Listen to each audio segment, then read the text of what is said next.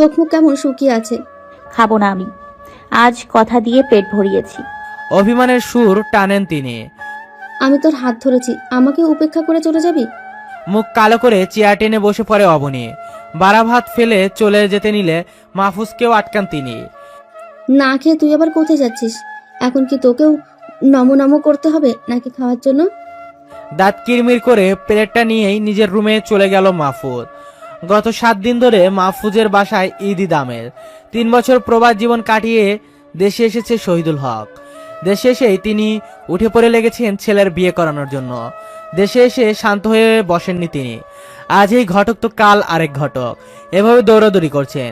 এইবার ছেলের বউ বাড়ি এনে তবেই তিনি ক্ষান্ত হবেন। ইলিশ মাছের কাঁটা বেছে নাদিয়াকে মুখে তুলে খাইয়ে দিচ্ছেন তিনি।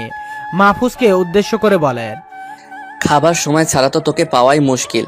সেই সকালে বের হয়ে বাসায় আসিস রাত করে, এভাবে চললে হবে? প্রমোশন হয়েছে, কাজের চাপ বেশি। তোর টেবিলের উপর পাত্রীর ছবি দেখেছিস? নাদিয়ার পাশেই বসেছিল অবনী। পাত্রীর কথা শুনে প্লেট নড়তে চড়তে থাকা হাত আচমকাই থেমে গেল তার। অতি সন্তর্পণে শরৎ চোখে অবনীকে পরখ করে মাহফুজ। স্তব্ধ অবনীকে দেখে বিয়ে করব না কথা ঠোঁটের অগ্রভাগে এনেও হজম করে ফেলে। স্বাভাবিক গলায় জবাব দেয়, দেখেছি। কেমন লাগলো? মোটামুটি।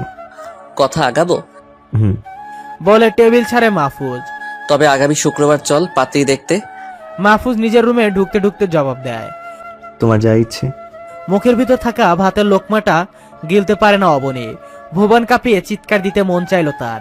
সে তো এটাই চেয়েছিল, মাহফুজ নামক ছেলেটার বিয়ে করুক। অদৃশ্য হয়ে যেভাবে তার জীবনের সাথে জড়িয়ে আছে যেন দূরে সরে যায়। তবে এই আতর্কিত যন্ত্রণার হিসাব মিলাতে পারল না সে। আর চোখে অবনীকে দেখল নাদিয়া। থমথমে মুখের দিকে তাকিয়ে রইল নির্নিমেষ। কপালে হাত ঠেকিয়ে শুয়ে আছে অবনী। শরীর কিঞ্চিত গরম, হয়তো ঝড় আসবে। নাদিয়া এসে কপালে হাত রাখে তার। ও মা, তোর গায়ে তো জ্বর, ওষুধ খেয়েছিস? ও কিছু না, সেরে যাবে। সামান্য জ্বরে ওষুধ খেতে নেই। অবনীর উষ্ণ হাতটা মুঠোবন্দি করে নাদিয়া। নিস্তেজ গলায় জানতে চায়, তোর আর ভাইয়ার কি সেদিনের পরে ব্যাচআপ হয়নি? বিস্মিত হতবিহ্বল চোখে নাদিয়ার দিকে নেত্রপাত করে অবনী।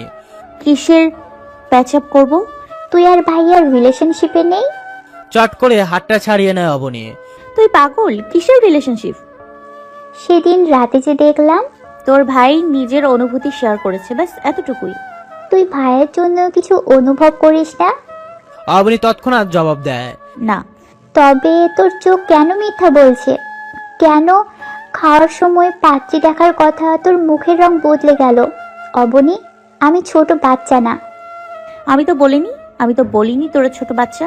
তোর ভাইয়ের প্রণয়ের বেড়া জালে আবদ্ধ হওয়া মানে পরাধীন হয়ে যাওয়া। সব জায়গাতেই তার নিষেধাজ্ঞা। আদৌ কি আমার ভাই এমন? 2 দিন পরে কথা। নিস্তব্ধ নিগির রাত। রাত পোহালেই পাত্রী দেখতেই যাবে সবাই। মন অশান্ত হয়ে আছে অবনীর। মন মস্তিষ্কের সাথে একা লড়াই করতে করতে ক্লান্ত সে। ভালোবাসার যুদ্ধে এক পরাজিত সৈন্য। ক্ষতবিক্ষত তার মন। খুব সন্তর্পণে চেপে রাখা সমস্ত যন্ত্রণা ফাঁক ফোকর দিয়ে ঠেলে ঠুলে বেরিয়ে আসতে চাইছে। খোলা চুলে জানালার গ্রিল আঁকড়ে ধরে আকাশপানে চেয়ে আছে অবনী। চোখ জোড়ায় ঘুম নেই, নির্ঘুম চোখ জোড়ায় শুধু অসহায়ত্ব। আকাশে তেমন তারা নেই, যেই 2-1টা আছে সেগুলো মিটিমিটি করছে।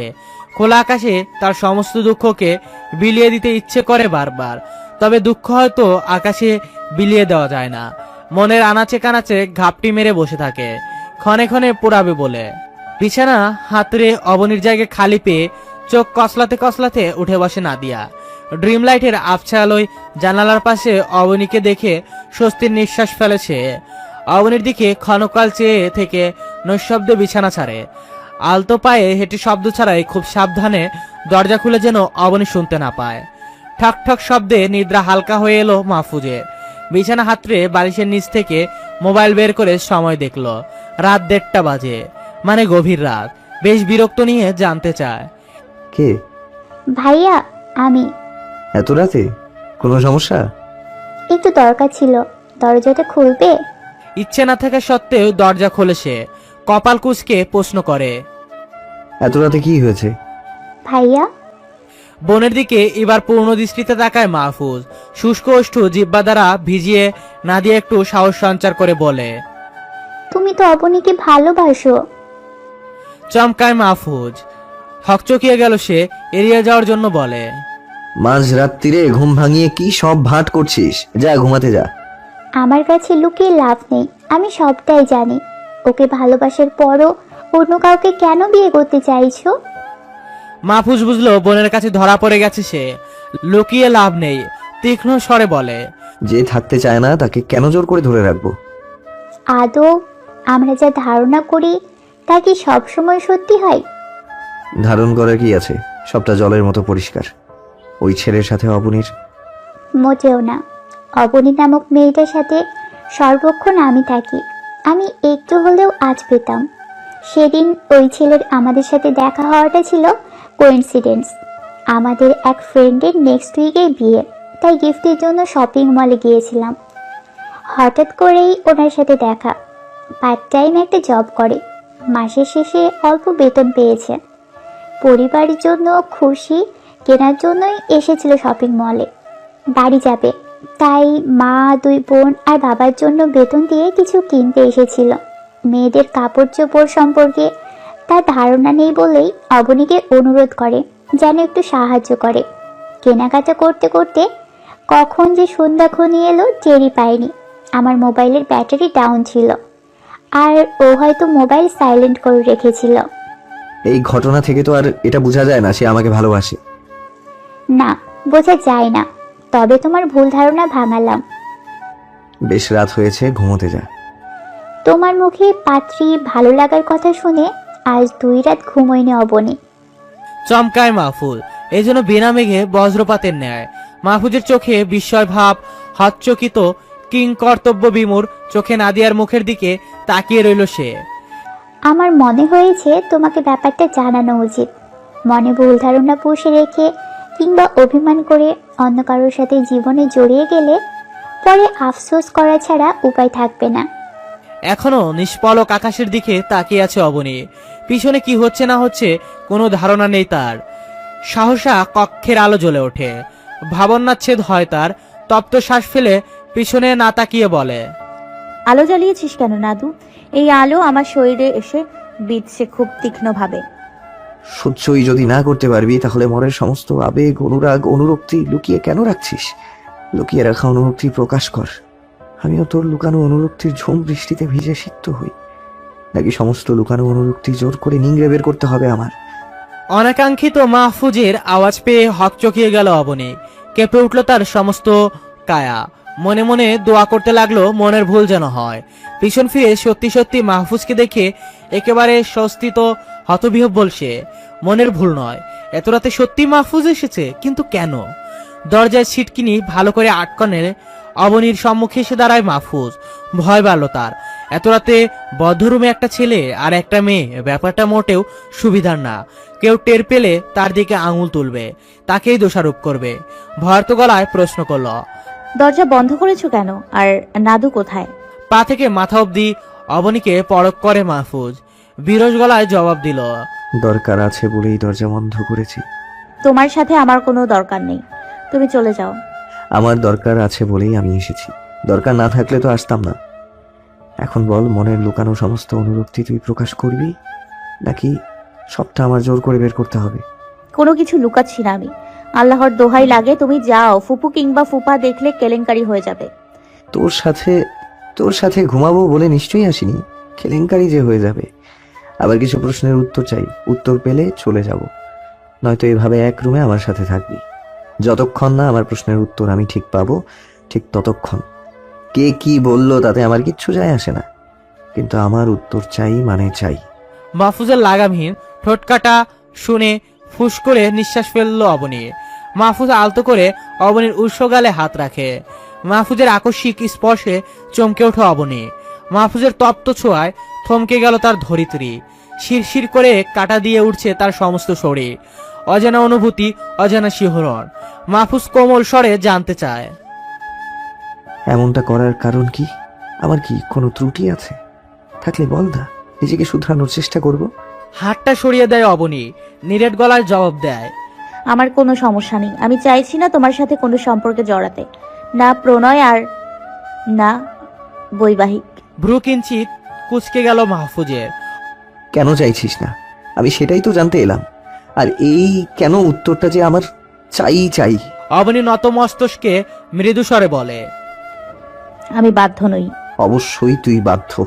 আমাকে দিনের পর দিন রিজেক্ট করবি, অবহেলা করবি। কেন করবি তার জানার অধিকার নিশ্চয়ই আমার আছে। অবনীর হাত দুটো মুষ্টিবন্দি করে নিল সে। সমস্যাটা ঠিক কোন জায়গায় বলবি তো, না হলে বুঝবো কি করে? নিষ্প্রভ চাহনি নিবদ্ধ করে মাহফুজের চোখে ঝাপসা হলো অবনীর আখি জোড়া। অশ্রুসিক্ত হলো পল্লব, কাপা কাপা স্বরে বলল। আমার কাছে আমার সম্মানটা অনেক বড় মাহমুদ ভাই। আমি চাই না কেউ আমার চরিত্রের দিকে আঙুল তুলুক, কেউ মুখ বাঁকিয়ে বলুক এই মেয়েটার চরিত্রে সমস্যা আছে। চোখের পাপড়ি ভিজিয়ে নেত্রজলের ক্ষুদ্র ফোঁটা স্পর্শ করলো গাল। মাহফুজ সস্নেহে মুছে দিল তা। প্রেম করলে কিংবা ভালোবাসলে চরিত্রের সমস্যা?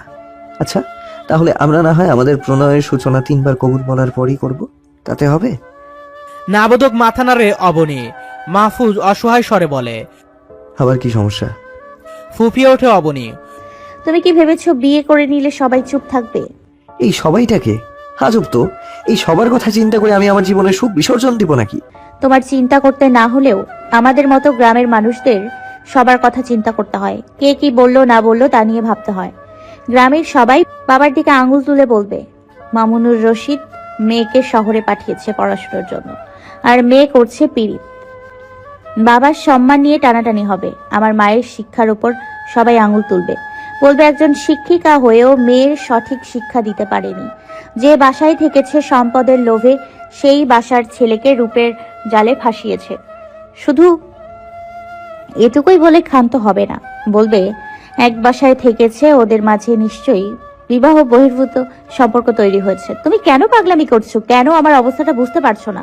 কথাগুলো বলে অঝরে কাঁদতে লাগলো অবনী। অবনীর দিকে সরু চোখে তাকিয়ে রইল মাহফুজ। অবনীর বলা বিরামহীন কথাগুলো কেবল শুনে গেল সে। কথা শেষ হতেই সে রাগী গলায় বলল। বলা শেষ? এক গ্লাস পানি এনে দেবো? এক নিঃশ্বাসে কথাগুলো বলে নিশ্চয়ই তোর গলা শুকিয়েছে। অবনী ব্যাকুল চোখে মাহফুজের দিকে চাইল, বিবশ কণ্ঠে পুনরায় বলল। ফুফুও কষ্ট পাবে। আমাকে আশ্রয় দিয়ে ভুল করেছে, তার চোখের আড়ালে তার ছেলেকে ফাঁসিয়েছে। আমার মাকে তোর এমন মনে হয়? না ফুফু, এমন না, কিন্তু বলতে কতক্ষণ? ফুফু না বললেও বলার মানুষের অভাব হবে না। ফুফু এবং ফুফা দুজনের পছন্দ থাকতে পারে। তুমি বরং তাদের পছন্দে বিয়ে করো। আমি মানুষের কটু কথা শুনতে পারবো না, বাবা মাকেও শোনাতে পারবো না। বাবার তিলে তিলে গড়ে তোলা সম্মান আমার একটা কাজের জন্য ধুলোয় মিশে যাক সন্তান হয়ে, এটা অন্তত চাইবো না। আত্মীয়তার মাঝে কি মানুষ আবার নতুন করে সম্পর্কে বাধা পড়ছে না? পরে তো, তবে তারা নিশ্চয়ই বিয়ের আগে আশ্রিতা হিসেবে থাকে না। এবার রেগে গেল মাহফুজ। উঁচু গলায় কথা বলতে গিয়েও পারে না। পাছে যদি তার মা বাবা জেগে যায় তো আসলেই কেলেঙ্কারি হয়ে যাবে। আশ্রিতা, সম্পদের লোভে শব্দগুলো দ্বারা কি বোঝাতে চাইছিস? তোরা গরিব, তোদের কিছু নেই, অভাবে আমাদের বাসায় থাকিস? আজব কথাবার্তা। পড়াশোনার জন্য আছিস, আর তোর বাপের যে সম্পদ আমার বাপের এসবও নেই। পরপর কয়েকটা শ্বাস ফেলে রাগ নিয়ন্ত্রণ করলো মাহফুজ। অবনীর এলোমেলো অবিন্যস্ত চুলগুলো কানের পিছনে গুজে মলির মুখটা হাতের আজিলে নিল। কে কি বললো না বললো তার জন্য নিজের ভালোবাসা ছেড়ে দিবি? ভালোবাসার মানুষটাকে ছেড়ে দিবি? আফসোস হবে না? আকাশ সমান আফসোস নিয়ে বাঁচতে পারবি তুই? যেখানে তোমায় আমি ভালোই বাসি না সেখানে আফসোস কেন হবে? হ্যাঁ, সেটা তো তোর গরুর মতো বড় বড় অশ্রুসিক্ত দু চোখই বলে দিচ্ছে। মাহফুজ থেকে নিজেকে ছাড়িয়ে নিল অবনী। দৃষ্টি নত করে বলে।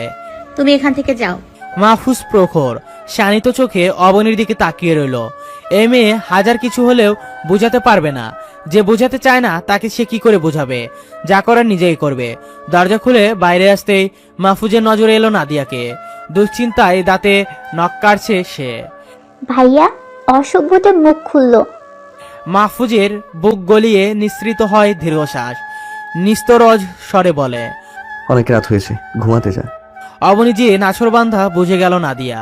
হনহনিয়ে রুমে এসে দেখলো শুয়ে পড়েছে সে। নাদিয়াও ধপ করে শুয়ে পড়ল। কঠিন গলায় বলল। আমার ইচ্ছে করছে বিছানার ঝাড়ু দিয়ে তোর পিঠের চামড়া তুলে নেই, কিন্তু নিরুপায় আমি। এটা পারবো না।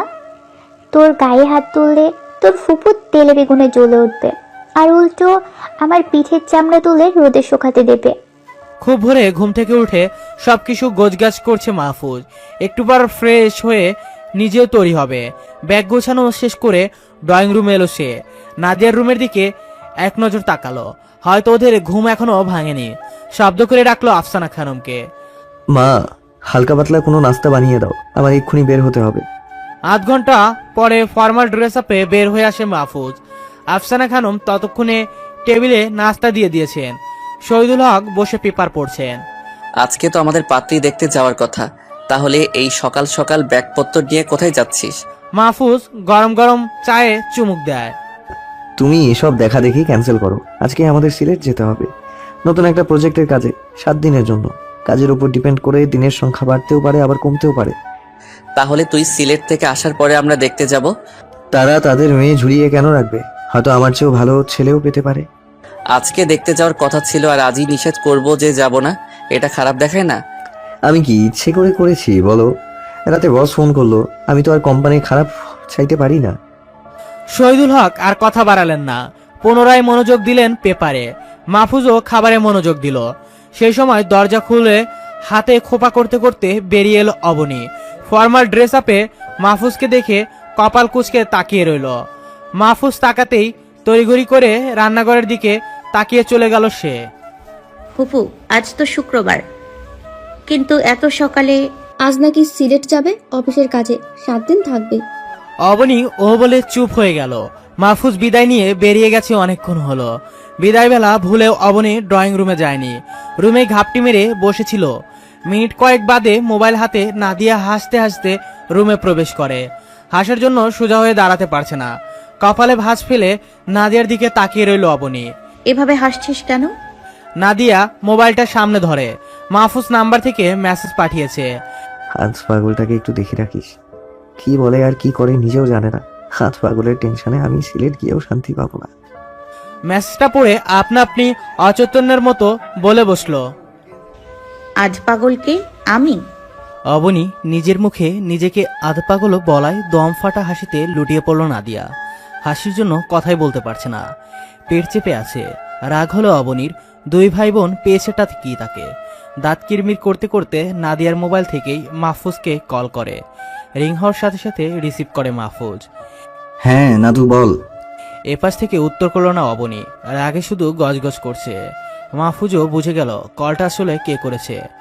মোবাইল কানে ঠেকিয়ে নৈশব্দে হাসতে লাগলো সে। আমি আজ পাগল? আমাকে তোমার পাগল মনে হয়?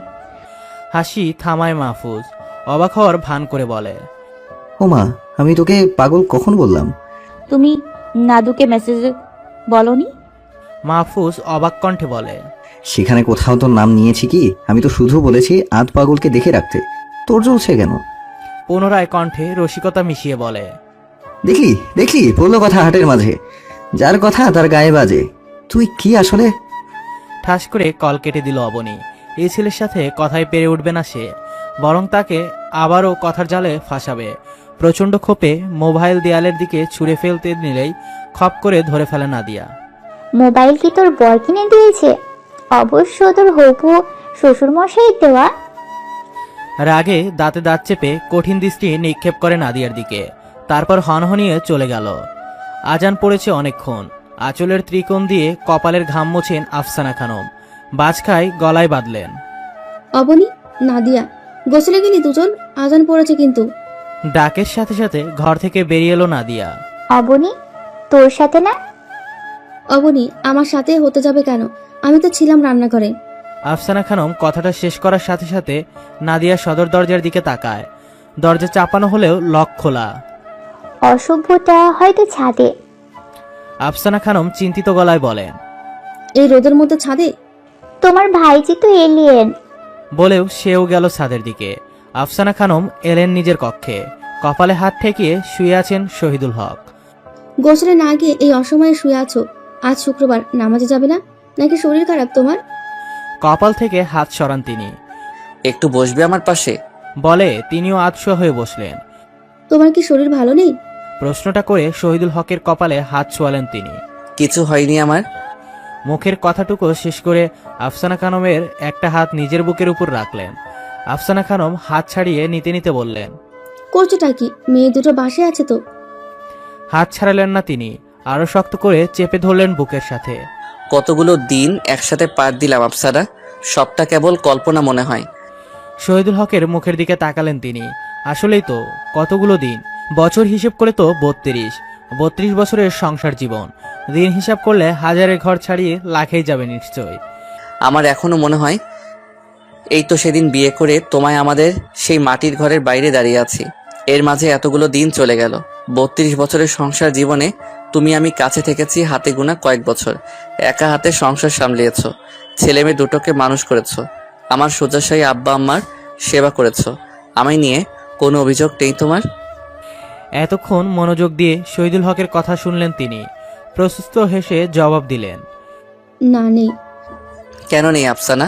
তুমি কি আমার উপর রাগ অভিমান করে আছো?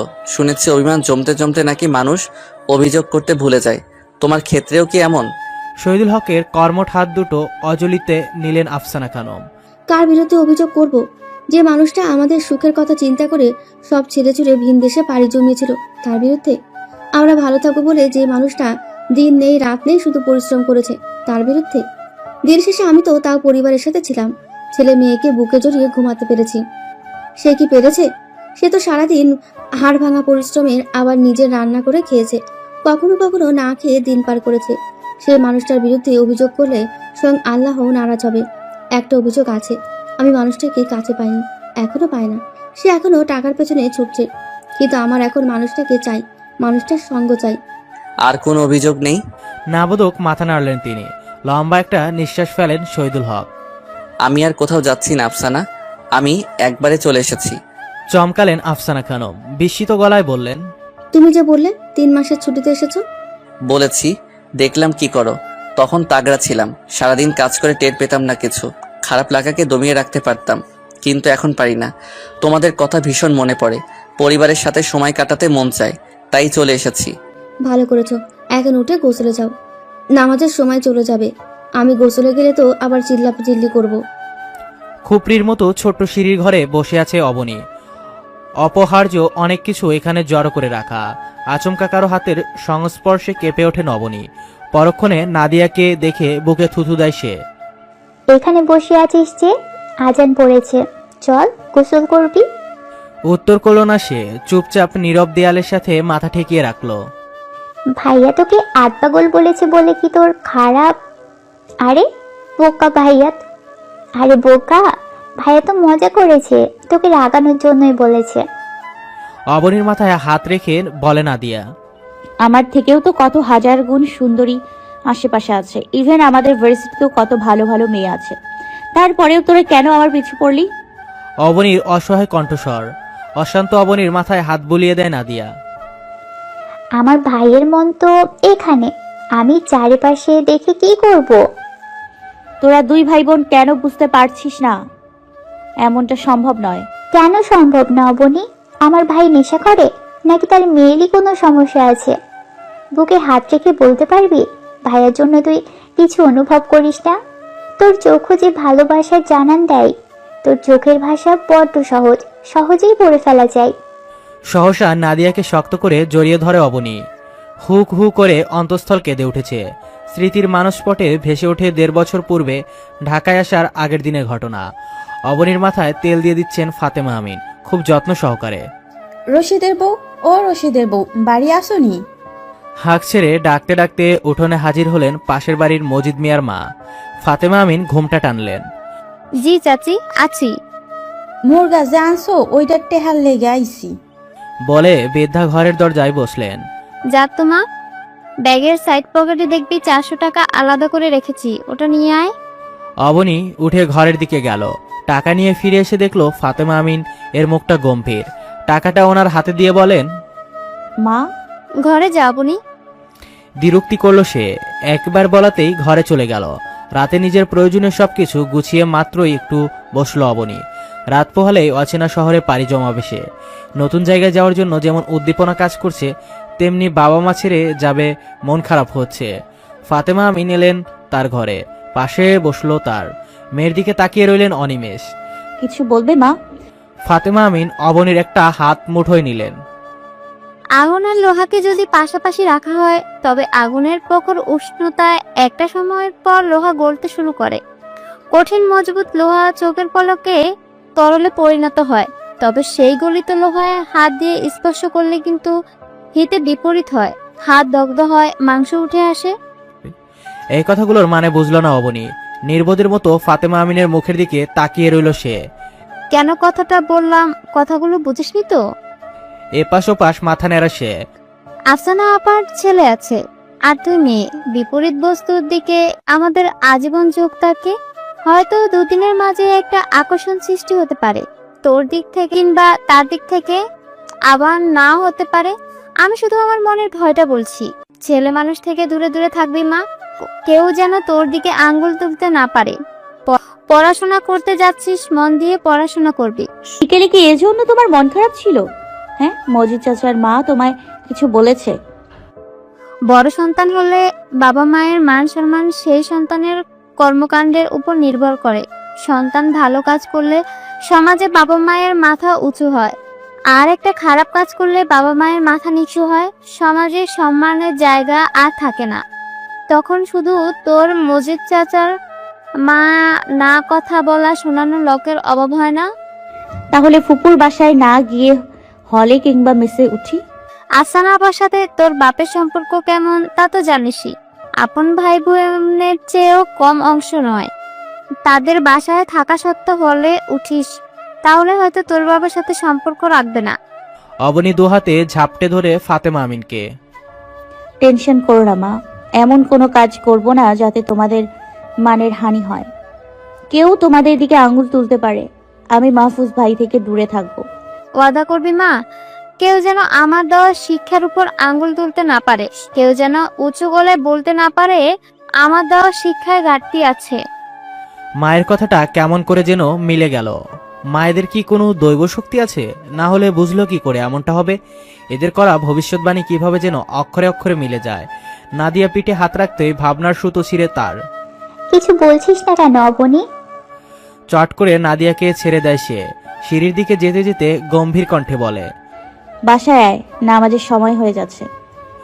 অবনীর অদ্ভুত আচরণে সেকেন্ডের মধ্যে নাদিয়া আহাম্মক বনে গেল। সেও ছুটল অবনীর পিছু পিছু। চোখের পলকে 7টা দিন শেষ। গোনা দিন খুব দ্রুতই চলে যায়।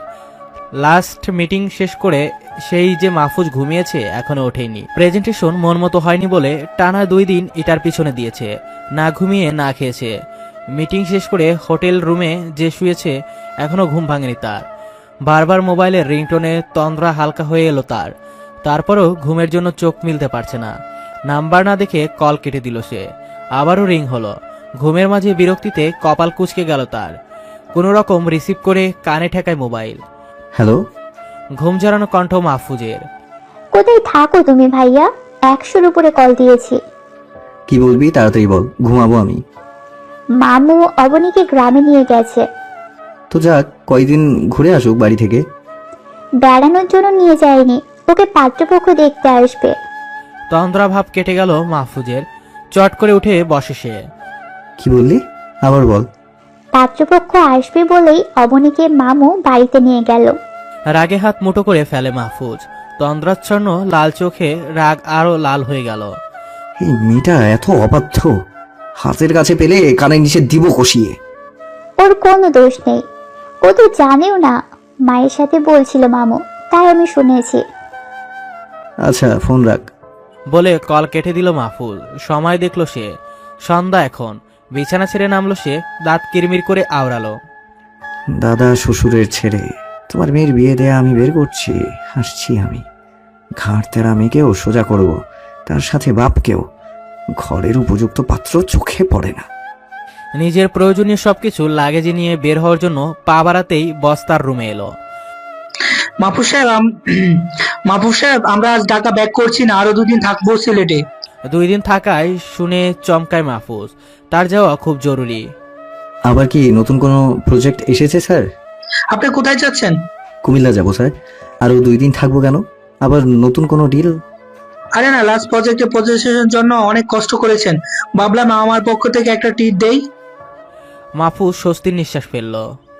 ভয় পেয়ে গিয়েছিলাম। কুমিল্লা কে যাবেন এই রাতে বেলায়? জীবন মরণ সন্ধিক্ষণে আছি স্যার।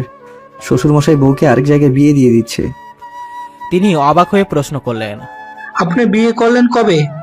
বিয়ে করিনি তো। বিয়ে না করলে বউ পেলে কোথায়? মামুর মেয়েকে হাওলাত করে বউ বানিয়েছি। হাওলাত করা বউকে আরেক জায়গায় বিয়ে দেওয়ার জন্য শ্বশুরমশাই উঠে পড়ে লেগেছে। আপনি এসব কি বলছেন মাহফুজ সাহেব? সবটা মাথার উপর দিয়ে যাচ্ছে। কুমিল্লা থেকে ফিরে আপনাকে বুঝিয়ে বলবো স্যার। আপাতত কয়েকদিনের ছুটি লাগবে। সে না হয় দিলাম, কিন্তু তাইলেই গেলাম আমি। আমার যাওয়া খুব জরুরি। বাস যখন কুমিল্লা এসে পৌঁছায় তখন ফজরে আজান পড়েছে। বাস থেকে নেমে লম্বা নিঃশ্বাস নেয় মাহফুজ। ভালোই ভালোই গন্তব্য পৌঁছাতে পারলে স্বস্তি। ভোররাত হওয়ায় স্ট্যান্ডে কোনো চেঞ্জি নেই। লাগেজ নিয়ে একটা টং দোকানের বেঞ্চে গালে হাত দিয়ে বসে রইল সে। চোখে ঘুম। 10 মিনিট অপেক্ষার পরে একটা সিএনজি আসতেই সেদিকে তাড়াতাড়ি করে গেল সে। চাচা যাবেন?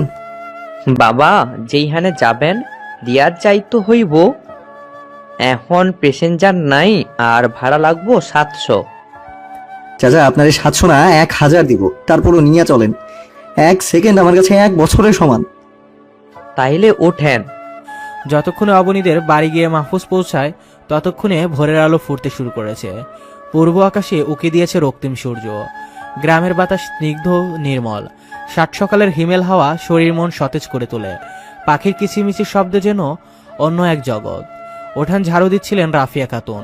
ব্যাগপত্তর সমেত সাত সকালে মাহফুজকে দেখে চিৎকার করে ওঠেন। ওনার চিৎকার শুনে ঘর থেকে বেরিয়ে এলেন মামুনুর রশিদ এবং ফাতেমা আমিন। মাহফুজকে দেখে যেন তাজ্জব বনে গেলেন জায়গায়। মামুনুর রশিদ অবিশ্বাস্য গলায় প্রশ্ন করলেন, মাহফুজ বাবা তুই এত সকালে? গম্ভীর রাজভারী স্বরে মাহফুজের প্রশ্নের ঝড়। মামু, ছেলে হিসেবে কি আমি এতটাই খারাপ যে আমাকে তোমার চোখে পড়ে না? আমাকে মেয়ের জামাই করা যায় না?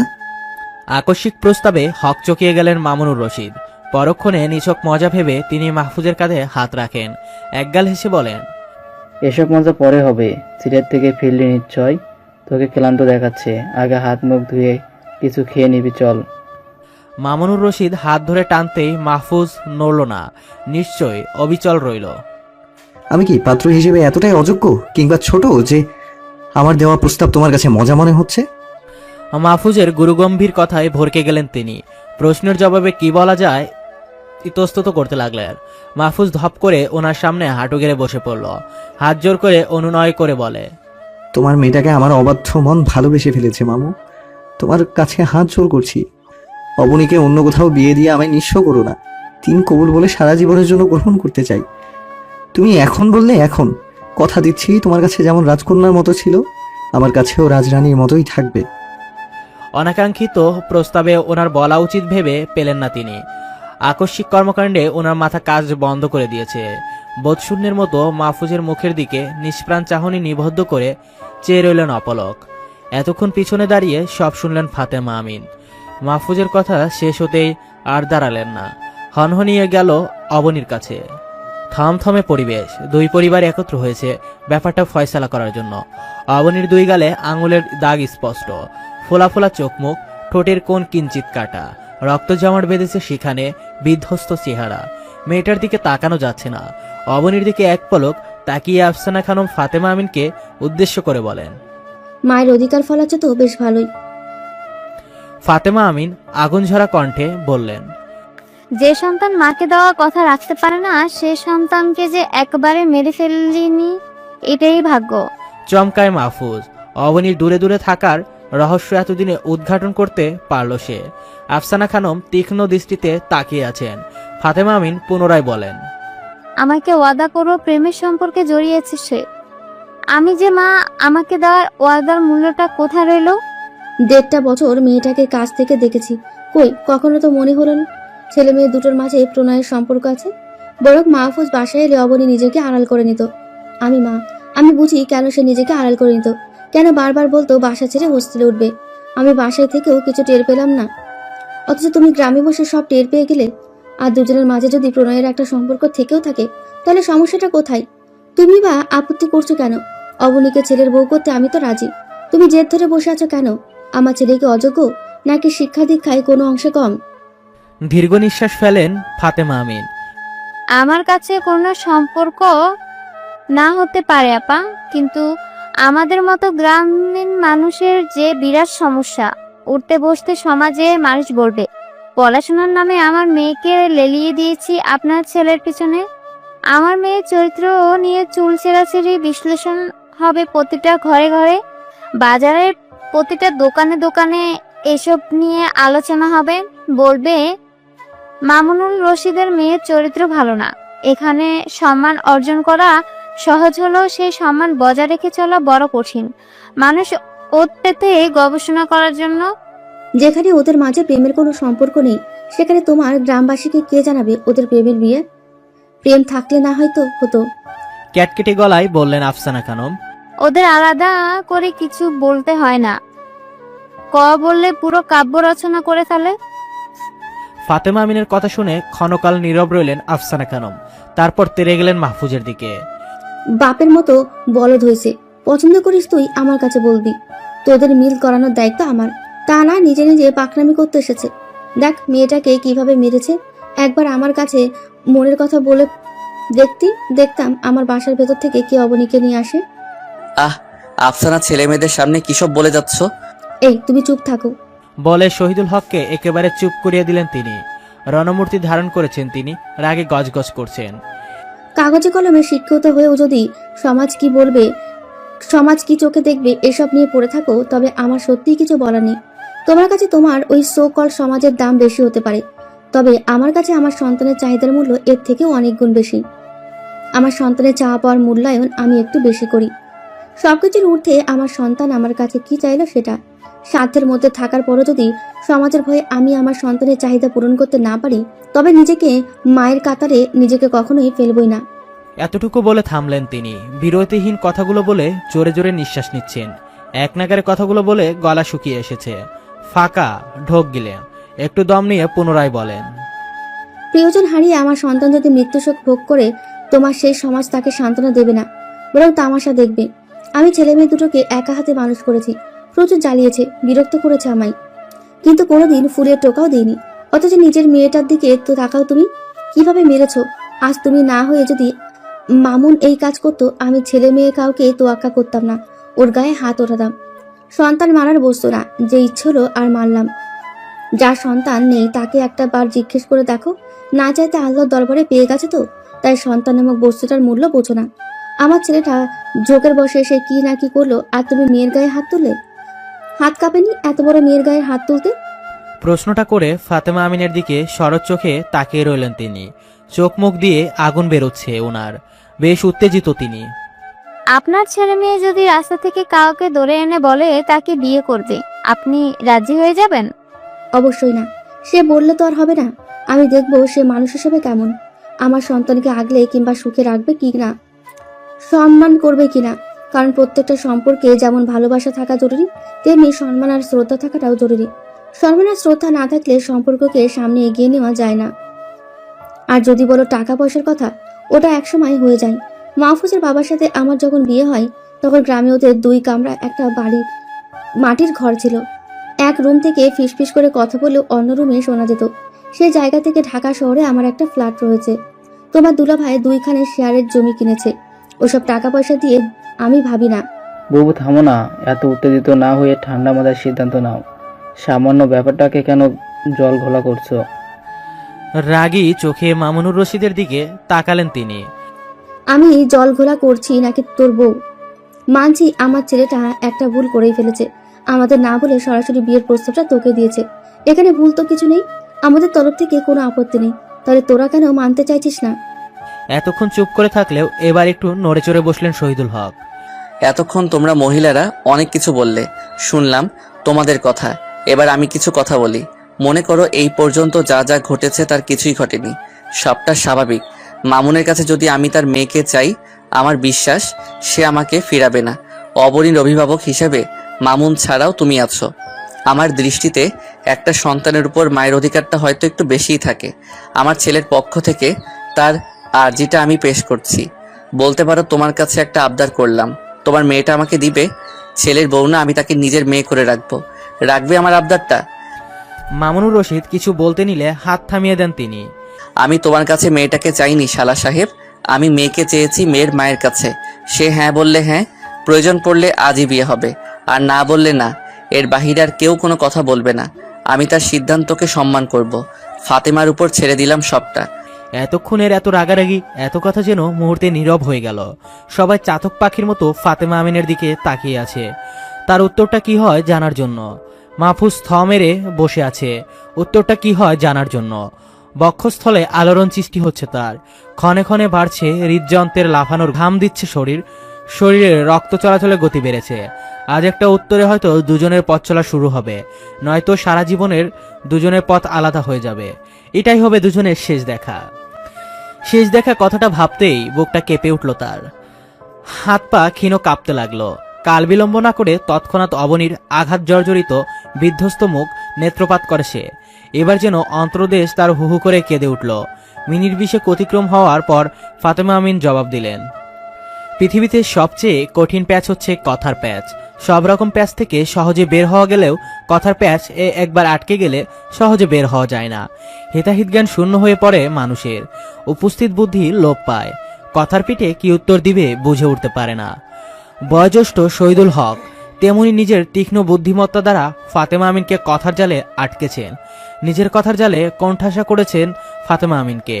শহীদুল হক এমনভাবে প্রস্তাব রেখেছেন ফাতেমা আমিনকে ভাবতে হচ্ছে, বারবার ভাবতে হচ্ছে।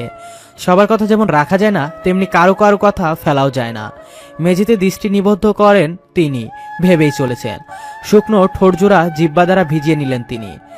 আসলেই দুলাভাই, আমি মা, আমার সব দিক ভাবতে হয়, মাথায় রাখতে হয়। আমার সন্তানকে যেন কেউ খারাপ না বলে, সমাজ যেন একটু মাথা উঁচু করে বাঁচতে পারে। শহীদুল হক কিছু বলতে যাবেন, তার আগেই কথার টান দেন আফসানা খানম। আবার সে সমাজের কাছে এসে আটকে গেলে সমাজ কি ভাববে, কি বলবে? সমাজকে সাইডে রেখে একবার নিজের সন্তানের সুখের কথা ভাবো। সমাজের কথা চিন্তা করে মেয়েটাকে অন্য জায়গায় বিয়ে দিলে সেখানে মনের মিল হলো না, শান্তি পেল না, শেষ পর্যন্ত বিচ্ছেদে গড়ালো সম্পর্ক। তখন তোমার এই সমাজে আবার মেয়েটাকে কথা শোনাবে। সবার সবসময় কথা শোনায়, হোক ভালো বা খারাপ। আফসানা, তুমি থামবে? ফাতেমাকে ভাবতে দাও। ও শিক্ষিত মানুষ, কোনটা ভালো আর কোনটা খারাপ ও বুঝে। ওকে ওর সিদ্ধান্ত নিতে দাও। তারপর আবার নীরবতায় ছেয়ে গেল চারপাশ। আফসানা খানম উঠে ছেলের কাছে গেলেন, এলোমেলো চুলের ভাঁজে হাত বুলিয়ে দিলেন পরম মমতায়।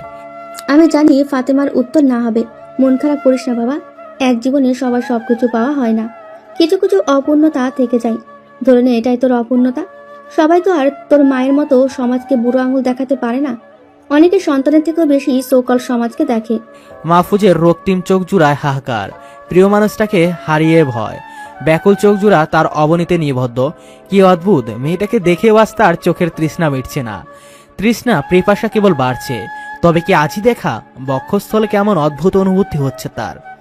ফাতেমা আমিন অনিমেষ চোখে মাহফুজকে পরখ করল। ছেলেটার চোখে এক সমুদ্র ভালোবাসা ভাসমান। তারপর তার দৃষ্টি অনুসরণ করে অবনীর দিকে তাকালেন। অবনীর নত মস্তিষ্কে দাঁড়িয়ে আছে। ছেলে মেয়ে দুটোর তিনি বারবার দেখলেন, হ্যাঁ বা না কি বলবেন বুঝে উঠতে পারলেন না। ক্ষণকাল নিজের মন মস্তিষ্কের সাথে লড়াই করে অবনীর হাতটা শক্ত করে ধরেন, নিরেট গলায় বলেন, তোর সাথে আমার একান্ত কিছু কথা আছে, তোর রুমে চল। টানতে টানতে অবনীকে নিয়ে চলে গেলেন তিনি। আফসানা খানম সেদিকে যাওয়ার জন্য পা বাড়াতে শহীদুল হক আটকে ফেলেন ওনাকে। তুমি কোথায় যাচ্ছ? আরে মেয়েটাকে নিয়ে চলে গেল, এখন নিশ্চয়ই ব্রেন ওয়াশ করবে। যা ইচ্ছে তাই করুক, আমি সিদ্ধান্ত ওর উপর ছেড়ে দিলাম। তার সন্তানকে তার থেকে বেশি ভালো তুমি বাসবে না। চুপচাপ বসো এখানে। মামুনুর রশিদ দাঁড়ালেও তিনি বাধা দেন। তুমিও যাবে না। মনে করো এখানে তোমরা কেউ নেই, শুধু আমি, ফাতেমা আর অবনী ছাড়া। আমি দেখি ফাতেমা কি সিদ্ধান্ত নেয়। মুখে হাত দিয়ে অবনী ফুপিয়ে ফুপিয়ে কাঁদছে, থেকে থেকে কাঁপছে তার শরীর। মেয়ের কান্নায় বুকটা দুমড়ে মুচড়ে আসছে ওনার। ফাতেমা আমিন অবনীর একটা হাত ধরে কোমল স্বরে শুধালেন, আমার সত্যি করে বল, তোর সাথে মাহফুজের কোনো সম্পর্ক আছে? অশ্রুসিক্ত ঝাপসা চোখে মায়ের দিকে তাকায় অবনী। লালাভ চোখে জোড়া তার ভীষণ জ্বলছে। আচমকায় ওনাকে দুহাতে ঝাপটে ধরে অবনী, বুকের মাঝে মুখ লুকিয়ে বলে, আমাকে এখানটায় লুকিয়ে ফেলো মা, যেন কেউ আর খুঁজে না পায়। কেউ যেন ভালোবাসি বলে মানসিকভাবে দুর্বল করে না দিতে পারে। নিজের অনুভূতি অনুরক্তি লুকিয়ে রাখতে রাখতে ক্লান্ত মা আমি। আমার অবাধ্য অনুভূতিগুলো যে বাঁধন ছাড়া হয়ে গেছে। আমি আর এর ভার সইতে পারছি না। আমার বুক ভেঙে আসে, আমার চিৎকার করে কাঁদতে ইচ্ছে করে। আমি আর অভিনয় করতে পারছি না। মনের সাথে যুদ্ধ করতে করতে আমি পরাজিত। বিপরীত পাশের লোহা গলার সাথে সাথে যে আগুনও শিথিল হয়ে এসছে, কমে এসছে এর উত্তপ্ততা, শান্ত হতে শুরু করেছে বহ্নিশিখা। আমি এক মুহূর্তের জন্য মাহফুজ ভাইকে বুঝতে দেইনি। অনর্বত কথাগুলো বলে কাঁচতে লাগলো অবনী। চোখ জোড়া মুদে আসছে, শরীরও দুর্বল নেতিয়ে পড়েছে। তবে আজ যে চুপ থাকলে চলবে না, মনের কথাগুলো মনে চেপে রাখতে রাখতে মানসিক রোগী হয়ে যাচ্ছে সে। নিজেকে কঠিন থেকে কঠিনতম শক্ত খোলসে আবৃত রাখতে রাখতে হাঁপিয়ে গেছি আমি। আমার নিঃশ্বাস বন্ধ হয়ে আসে। আমি তারপরেও মাহফুজ ভাইকে বুঝতে দেইনি আমিও একটু একটু করে তার উপর দুর্বল হয়ে পড়ছি। ওনার মুখে ভালোবাসি শুনে, ওনার পাগলামি দেখে আমারও বলতে ইচ্ছে করতো ভালোবাসি কথাটা। কিন্তু আমি যে আমার মায়ের কাছে ওয়াদাবদ্ধ, আমি আমার মাকে দেয়া কথা খেলাপ করি কিভাবে? মায়ের দেয়া শিক্ষার দিকে আঙুল তুলি কিভাবে? আমি এতটাও খারাপ সন্তান না মা। বারবার ফুফুকে বলেছি আমি হোস্টেল চলে যাব, ফুফু দিল না, তাই নিজেকে গুটিয়ে নিয়েছি। নিজের সমস্ত অনুভূতিকে গলা চিপে করেছি হত্যা। আমি চাই না আমার মা আমার উপর নারাজ হোক, আমার দিকে ঘৃণিত দৃষ্টিতে তাকাক। তোমার ঘৃণা ভরা দৃষ্টি আমি সইতে পারবো না। তুমি যা সিদ্ধান্ত নেবে আমি তা মাথা পেতে নিব। তারপরেও আমার থেকে মুখ ফিরিয়ে নিও না, আমায় ভুল বুঝো না। ওনার সাথে আমার প্রেম গঠিত কোনো সম্পর্ক নেই। ভুল বুঝে আমায় বদদোয়া দিও না। মায়ের দোয়া কিংবা বদদোয়া দুটোই তরবারির চেয়ে ধারালো। আল্লাহর দরবারে বলতে দেরি হয় আর কবুল করতে দেরি হয় না। মনের চেপে রাখা কথাগুলো বলে মায়ের বুকের সাথে লেপ্টে রইল অবনী। বুকটা কেমন হালকা লাগছে তার। মেয়ের মুখ নিঃসৃত হৃৎপিণ্ড ছেদ করা প্রতিটা কথা শুনে কিং কর্তব্য বিমূর ফাতেমা আমিন হতবিহ্বল হয়ে গেলেন পলকে। বিমূর চোখে চেয়ে রইলেন সামনের দেয়ালে। চোখ ভিজতে লাগলো ওনার। হাত দুটো অবনীর পিঠে রেখে বুকের সাথে মিশিয়ে নিলেন আরো। ওনার দেওয়া শিক্ষা ভুল না। দরজা ঠেলে ভিতরে ঢুকেন পড়েন আফসানা খানম, সাথে নাদিয়া। শহীদুল হকের নিষেধ থাকা সত্ত্বেও চলে এসেছেন মা মেয়ের কথা শোনার জন্য। নিজেকে দমিয়ে রাখতে পারেননি। এতক্ষণে দরজার বাইরে থেকে অবনীর বলা প্রত্যেকটি কথা তিনি শুনেছেন। চমকে ওঠে অবনী সহ ফাতেমা আমিন। এখনো তোমার এই সমাজের কথা ভাববে ফাতেমা? যে সন্তান মায়ের দেওয়া আদেশ ওয়াদা পালন করতে গিয়ে নিজের ভালোবাসাকে জলাঞ্জলি দিতে পারে, সেই মায়ের কি উচিত না মেয়েকে তার ভালোবাসা ফিরিয়ে দেওয়া? সেই মা কি পারে না মেয়ের অনুভূতিকে সম্মান করতে? জেদ ধরে থেকো না, মেয়েটাকে একটু বোঝো। মনের বিরুদ্ধে গিয়ে মেয়েটাকে অন্য কোথাও বিয়ে দিলে আদৌ কি সে সুখী হবে? নাদিয়া ফাতেমা আমিনের হাত ধরে অনুরোধের স্বরে বলে। অবনীর এলোমেলো চুলগুলো সস্নেহে কানের উল্টো পিঠে গুজে দিলেন তিনি। ঘরমাক্ত কপালে এঁকে দিলেন সুদীর্ঘ চুম্বন। অবনীর মুখটা হাতের আঁচলে নিয়ে কোমল স্বরে বলেন, মায়ের প্রতি সম্মান রেখে সন্তান যদি তার সমস্ত অনুরক্তি সম্পন্ন লুকিয়ে রাখতে পারে, অনুভূতি গলা টিপে হত্যা করতে পারে, তবে মা কেন পারবে না সন্তানের সে মৃত অনুভূতিকে পুনর্জীবিত করতে? মায়েরা তো সন্তানের মুক্তির জন্য সব পারে। জমজমাট আয়োজন অবনীদের বাড়িতে। লাল নীল মরিচবাতিতে আচ্ছাদিত পুরো বাড়ি ঝলমল করছে। 15 দিনের মধ্যে বিয়ের সমস্ত আয়োজন করা হয়েছে। সবকিছু এত দ্রুত হচ্ছে যে কেউ দুদণ্ড বিশ্রাম নেওয়ার ফুরসত পাচ্ছে না।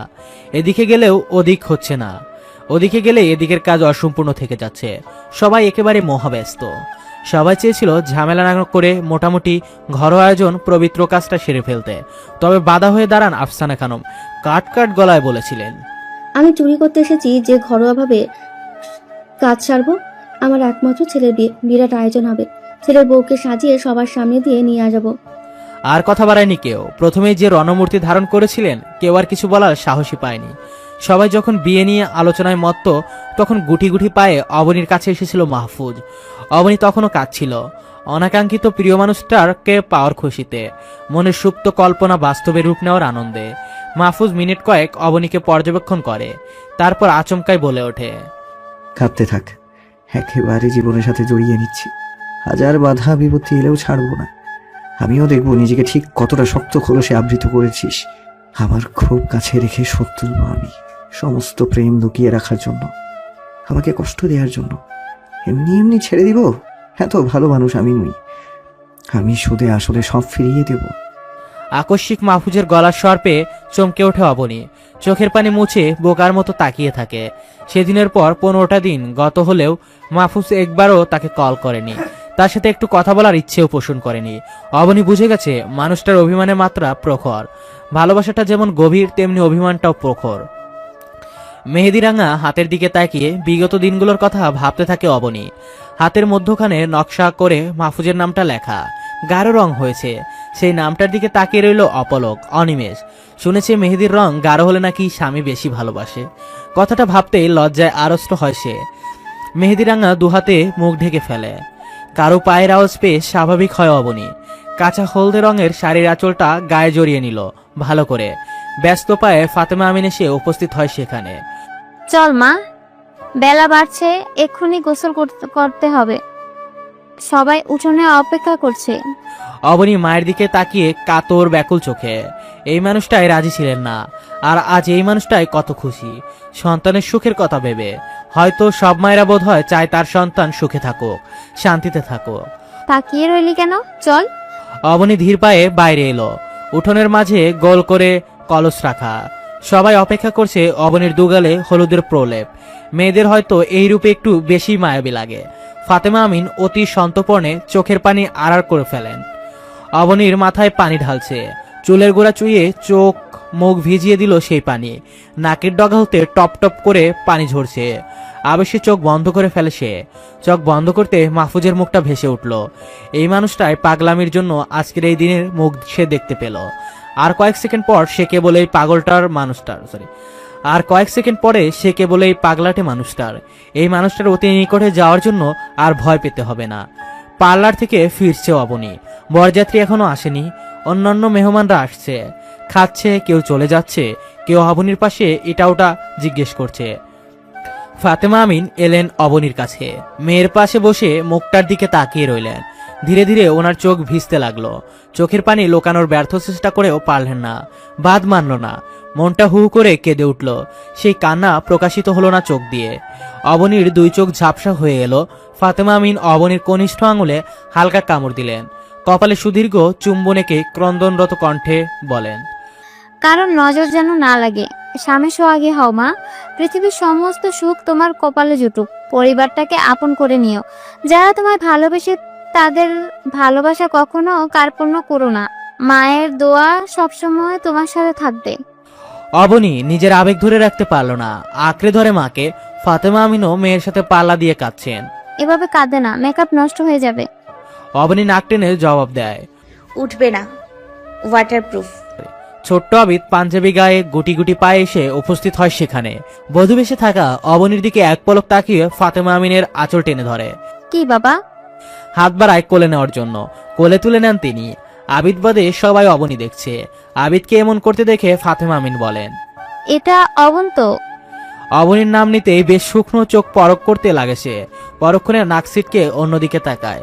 ছোট্ট আবিদের ভাবখানা এমন চেয়ে মা মিথ্যে বলছে, এটাও অবন হতেই পারে না। ব্যাপারটা বুঝতে পেরে অবনী হাত বাড়ায়। আবিদ এমন ভাবে উপেক্ষা করলো যেন জীবনেও তাকে দেখেনি, চেনে না সে। অবনী কাঁদো কাঁদো গলায় বলল, উনি কি আমায় এতটাই বাজে সাজিয়ে দিয়েছেন যে আমার ভাইও আমায় চিনতে পারছে না? পরিচিত কণ্ঠ শুনে চোখ বড় বড় করে তাকায় আবিদ। অবিশ্বাস্য কণ্ঠে জানতে চায়, অবন? ফাতেমা আমিন মাথা নেড়ে সায় জানায়। ডাক পড়তেই আবিদকে কোলে নিয়ে বাইরের দিকে পা বাড়ান ফাতেমা আমিন। এখানে ওকে রেখে গেলে অবনীকে বিরক্ত করবে ও। দরজার কাছাকাছি যেতেই মুখোমুখি হন রাফিয়া খাতুনের। যেন হন্তদন্ত হয়ে কোথাও থেকে ছুটে এসেছেন। কপালে বিন্দু বিন্দু ঘাম। দরজায় এসে আঁচলের কোণ দিয়ে তা মুছে নিলেন তিনি। সকাল থেকে তোমার খোঁজ নেই। কোথায় থাকো রাপিয়াবু? মেয়ে যে বিয়ে সে কথা ভুলে গেলে? তিনি মলিন হাসলেন, ভরাকান্তর মুখে বললেন, ভুলি নাই। তাড়াতাড়ি বাইরে এসো, এখনই ওরা চলে আসবে। কাজের চাপ বাড়বে। তুমিও যাও, আমি আইতেছি। ফাতেমা আমিন আর দাঁড়ালেন না। দরকার ভেবে দ্রুত পায়ে প্রস্থান করলেন। রাফিয়া খাতুন অবনীর কাছে এসে বসলেন। তোমার হাতটা দাও মা। বাধ্য মেয়ের মতো হাতটা বাড়ায় অবনী। তিনি আঁচল কোণে বেঁধে রাখা ছোট্ট একটা বক্স বের করেন। অবনী হাত দিয়ে বলেন, গরিব মানুষ, এরতে বেশি কিছু দেওনের সম্রাট নাই। কাইল দেওনের কথা আসিল, কিন্তু দেই নাই। তাই আজ সকাল সকাল দোকানে গিয়ে হাজির হয়েছি। অবনী জানতে চায়, কি এটা? খুললে দেখো। অবনী বক্স খুলে দেখে রূপার চেইন, সাথে সুন্দর একটা লকেট। একগাল হেসে সে বলে, সুন্দর তো। কোনো সময় হইলে তোমারে কইতাম এটা গলায় দিতে, কিন্তু এখন কমু না। তোমার শাশুড়ি তো স্বর্ণ লয়ে আইব, এইটা গলায় দিলে সুন্দর লাগতো না। অবনী চেইনটা ওনার হাতে দিয়ে বলে। পরিয়ে দাও। না না, এখন পইরো না, পরে। এখন এটা সুন্দর লাগতো না। ওনার হাতে জোর চেইন দিয়ে বলেন। এখানে দামি কম দামি কিংবা সুন্দর অসুন্দরের কথা না, সুন্দর না লাগুক তারপরেও আমি পরবো, কেননা চেনে একজনের খাঁটি ভালোবাসা, আদর, স্নেহ মিশে। এগুলো উপেক্ষা করার সাধ্য আমার নেই। তার চেয়ে ভালো তুমি এটা পরিয়ে দাও। কেউ অসুন্দর বললে বলবো, এখানে মূল্যের চেয়ে ভালোবাসা বেশি আছে। পান খাওয়া লাল ঠোঁটগুলো প্রসারিত হলো ওনার, চোখ হয় ঝাপসা। ঝাপসা চোখে অবনীর গলার চেইনটা পরিয়ে দিলেন তিনি। পরক্ষণে আবারও একটা বক্স বের করেন, সেখানে একটা আংটি। এটা জামাই বাবার লাইগা, পছন্দ করবো? আংটিটা হাতে নিয়ে উল্টে পাল্টে দেখে অবনী। আলবাত করবে, যদিও তোমার জামাই বাবা এসব হাতে দেয় না, তারপরেও বলবো সবারগুলো ফেলে রেখে হলেও এটা যেন পড়ে, কারণ এটাই ভালোবাসার পরিমাণটা একটু না অনেকটা বেশি। বরযাত্রী চলে এসেছে। বরকে দেখার অনেকে গেটের কাছে গেছে, আবার অনেকে অবনীর কাছে রয়ে গেছে। মানুষজন একটু কমতেই দুজন অবনীর কাছে জানতে চায়। তুই তো ওদের বাসা থেকেই পড়াশোনা করিস, তোদের কি প্রেমের বিয়ে? তোদের কি আগে থেকেই প্রেম ছিল? ভরকে গেল অবনী। প্রশ্নটার জন্য মোটেও প্রস্তুত ছিল না সে। কিছু বলতে যাবে তার আগেই গয়নার বাক্স হাতে উপস্থিত হন আফসানা খানম। আফসানা খানমকে দেখে চুপ হয়ে যায় সবাই। অবনীর গলায় হাত দিয়ে রূপোর চেইন চোখে পড়ে ওনার। কে দিল এটা? রাফিয়া ফুফু। খুলবো? থাকুক। তিনি আর কিছু বললেন না। গয়নার বাক্স খুলে এক এক করে গয়নাগুলো অবনীকে পরিয়ে দিতে দিতে তিনি ওই দুজনের প্রশ্নটার জবাব দিলেন। ওদের বিয়ে ঠিক করে হয়েছে আরো আগে। মেয়ে বড় হতে ভাবলাম নিজের কাছে নিয়ে একটু কাজটা শেখাই। এখনকার মেয়েরা তো কাজটা জানে না, সংসারের কাজ শেখাইতে পারে শিকল পরিয়ে দিলাম। কি দরকার আর উড়াউড়ির, এখন সংসার করার বয়স। কথাটাই যেন বেশ মজা পেলেন দুজন, যা ওনাদের চোখ মুখে ফুটে উঠেছে। আরো একটু সাহস করে বলেন, তা তা যা বলেছেন, মেয়েদের এত পড়াশোনা আমার পছন্দ না। এত পরে কি হবে, শুধু টাকা পয়সা নষ্ট। আফসানা খানম অবনীর দিকে তাকিয়ে বলেন। আমারও পছন্দ না, আমি তো বলেছি আর পড়াবো না। এত পড়ে কি হবে? অবনী ভ্রু উঁচিয়ে আফসানা খানমের অভিনয় দেখতে লাগলো। আপনি অবনের শাশুড়ি? হুম। গয়নাগুলো কি সব সোনার? উনি স্বাভাবিক গলায় জবাব দেন। না তো, এত গয়না কেনার টাকা কি আমার আছে? সব ইমিটেশন। তখন ওই নাক ডলতে ডলতে এসে উপস্থিত হয় নাদিয়া, চোখ দুইটা লাল। ভালোবাসা উপেক্ষা করা কি তোদের বংশগত রোগ নাকি? তোর ভাইকে কোলে নেওয়ার জন্য হাত বাড়ালাম, অমনি নাকে মুখে খামচি দিল। স্বাস্থ্য নষ্ট হলোই, খুব জ্বলছে। এই ছেলেরে যে বিয়ে করবে তার জীবন তেজপাতা হয়ে যাবে। অবনী জবাব দেয়, আগুনে হাত দিলে এমনই হবে। বিয়ে পড়ানো শেষ দুজনের। আজ থেকে আইনত ও শরীয়ত মোতাবেক মাহফুজের স্ত্রী অবনী। যাকে পাওয়ার জন্য এত পাগলামি, অবশেষে সেই মানুষটাকে নিজের করে পেল সে। কি অদ্ভুত সুখ আর শান্তি মনের মাঝে বিরাজ করছে তা কেবল মাহফুজই জানে। দুজনের মধ্যকার পর্দা সরানো হলো, দুজনকে পাশাপাশি বসানো হয়েছে। এবার আয়নায় মুখ দেখার পালা। দুজনকে আয়নায় তাকাতে বলে সবাই। তারপর মাহফুজকে প্রশ্ন করা হলো, আয়নায় কি দেখো? সদ্য কবুল বলে গ্রহণ করা মেয়েটার দিকে তাকিয়ে রইল মাহফুজ অনিমেষ চোখে। মেয়েটার দিকে আজীবন তাকিয়ে থাকলেও ক্লান্তি আসবে না। ক্ষণকাল বাদে থমথমে মুখে মাহফুজ জবাব দেয়, এক কঠিন মানবীকে, যার হৃদয়ে পাথরের প্রলেপ দেয়া, যার মন শক্ত খোলসে আবৃত, যার ভেতর এবং বাহির পুরোটাই কঠিন। মাহফুজের কাঁধে চাপুর মারে সাইফুল। আরে বেটা বল যে আকাশের চাঁদ দেখি, এসব পরেও বলতে পারবি। এক পলক সাইফুলের দিকে তাকায় মাহফুজ, পুনরায় দৃষ্টি নিবদ্ধ করে আয়নায়। অবশ্যই সে চাঁদ, আমার আকাশের ব্যক্তিগত চাঁদ। তবে চাঁদ থাকে স্নিগ্ধ কোমল, আর আমার চাঁদ কঠিন, সহজে তার মন গলে না। কারো আহাজারিতে হৃদয় নরম হয় না। স্নিগ্ধ আলো ছড়ানোর বদলে সে কেবল পোড়ায়, অদৃশ্যভাবে দগ্ধ করে হৃদয়। এবার বিদায় নেবার পালা অবনীর। পরিচিত স্থানে নতুনভাবে নতুন রূপে পদার্পণ করবে সে। পরিচয় বদলে গেছে তার। মেয়ে থেকে হয়েছে বউ, হয়েছে কারো ঘরের রানী, মনের রানী। একটা সংসারের সম্মান সে। একটা সংসার সামলানোর দায়িত্ব পড়বে কাঁধে। কবুল বলার সাথে সাথে জীবন বদলে যায়। জীবনের মানে পরিবর্তন হয়ে যায়, ঠিকানা পরিবর্তন হয়, সূচনা হয় এক নতুন অধ্যায়ের। ওই একটা শব্দের জন্য অমূল পরিবর্তন ঘটে জীবন নামক মহাকাব্যের। মামুনুর রশিদ অবনীকে শহীদুল হকের হাতে তুলে দিতেই অবনী দুহাতে গলা আঁকড়ে ধরে বুকে মাথা রাখে ওনার। পরপর হেঁচকি দিয়ে যাচ্ছে সে, মুখ দিয়ে কোনো শব্দ বার করতে পারছে না। তিনি মেয়ের মাথায় সস্নেহে হাত বুলিয়ে দিতে লাগলেন। মেয়ের কান্নার মৃদু নিনাদ, হেঁচকির কম্পনে নিজেকে আর নিয়ন্ত্রণ করে রাখতে পারলেন না। কঠিন থেকেও কঠিন মানুষের মেয়ের বিদায় বেলা বুক ভারী হয়, চোখ হয়ে ওঠে অসাধ্য। আড়াল করে রাখা চোখের পানি পাতা ঠেলে বেরিয়ে আসতে চায়। মেয়ে হয়ে জন্মাতে নেই, মেয়েরা পর হয়ে যায়। ওরা বাবার বুকটা খালি করে অন্য একটা ঘরকে আলোকিত করে, আরেকটা ঘরকে করে পূর্ণ। একটা বাবার সম্পদ আর সন্তান, আর সেই সন্তানকে অন্যর হাতে তুলে দিয়ে বাবারা নিঃস্ব হয়ে যায়। এত কষ্ট হবে জানলে কখনো চাইতাম না আমার অবনী বড় হোক। দুই জুটি করে তিরিং বিরিং করে হাঁটা আমার সেই ছোট্ট অবনী ভালো ছিল। সন্ধ্যার পর কথার ফুল ছুরি নিয়ে বসা আমার সেই অবনী আজ অন্যর ঘরে চলে যাচ্ছে। যখন তখন বায়না করা অবনী কেন বড় হলো? বাবার বুকটা খালি করার জন্য। মেয়েরা তাড়াতাড়ি বড় কেন হয়ে যায়? মামুনুর রশিদও কান্নার জন্য কথা বলতে পারলেন না। নৈশব্দে ওনার গাল গড়িয়ে ঝরছে অশ্রু। অবনী বাবার বুকের সাথে লেপ্টে রইল। সে তো এর আগেও একই বাসায় গিয়েছে, মা বাবা ছাড়া থেকেছে, তবে আজ যে বেশি কষ্ট হচ্ছে। কেন? বিয়ে হয়েছে বলে? অবনীকে ছাড়িয়ে সস্নেহে চোখের পানি মুছে দিলেন তিনি। নিজেকে সামলে বলেন, মেয়েরা কাঁদলে যে বাবার কষ্ট হয় মা, বাবার বুক ফেটে আসে। কথাটা বলতে দেরি, পুনরায় ওনার বুকে অবনীর ঝাঁপিয়ে পড়তে দেরি না। কান্নার গতি বেড়েছে তার। আমি কোথাও যাব না বাবা, ওদের চলে যেতে বলো। ছেলে মানুষই কথায় ভেজা চোখে হেসে উঠলেন মামুনুর রশিদ। হাত ভাঁজ করে তীক্ষ্ণ চোখে অবনীর কান্না দেখছে মাহফুজ। দেরি হচ্ছে মা, ঢাকা পৌঁছাতে আবার রাত হয়ে যাবে। মামুনুর রশিদের বুক থেকে মাথা তোলে অবনী, এদিক ওদিক তাকিয়ে কাউকে খুঁজে, কিন্তু দেখা মেলে না। ভাঙা গলায় জানতে চায়, মা? ফাতেমা আমিনের চোখ দুইটা লাল, চোখের কোণে লেপ্টে থাকা পানি। আমার মেয়েটাকে আপনার হাতে তুলে দিলাম আপা, ছোট মানুষ তো, কোনো ভুল করলে একটু সামলে নিবেন। তুমি ওখানে যাবে না? সাহস হচ্ছে না। আচ্ছা, তোমরা এমন কেন করছো? অবনী কি এর আগে আমাদের বাসায় যায়নি? তখন তো আর আপনাদের বাড়ির বউ ছিল না। আচ্ছা হয়েছে, এখন চলো, মেয়েটা তোমার অপেক্ষা করছে। বলে টানতে টানতে জনসম্মুখে এসে উপস্থিত হন তিনি। ভারী সারি সামলায় ফাতেমা আমিনের সামনে এসে দাঁড়ায় অবনী। আগের মতো শ্বাসটা আর তার নেই, কিঞ্চিত এলোমেলো হয়েছে। ফাতেমা আমিন মলিন স্বরে বলেন, পার্লারের মহিলা নিশ্চয়ই ভালো প্রোডাক্ট দিয়ে সাজায়। কালো লাগছে নতুন বউ দেখতে, আসলে বলবে কালো।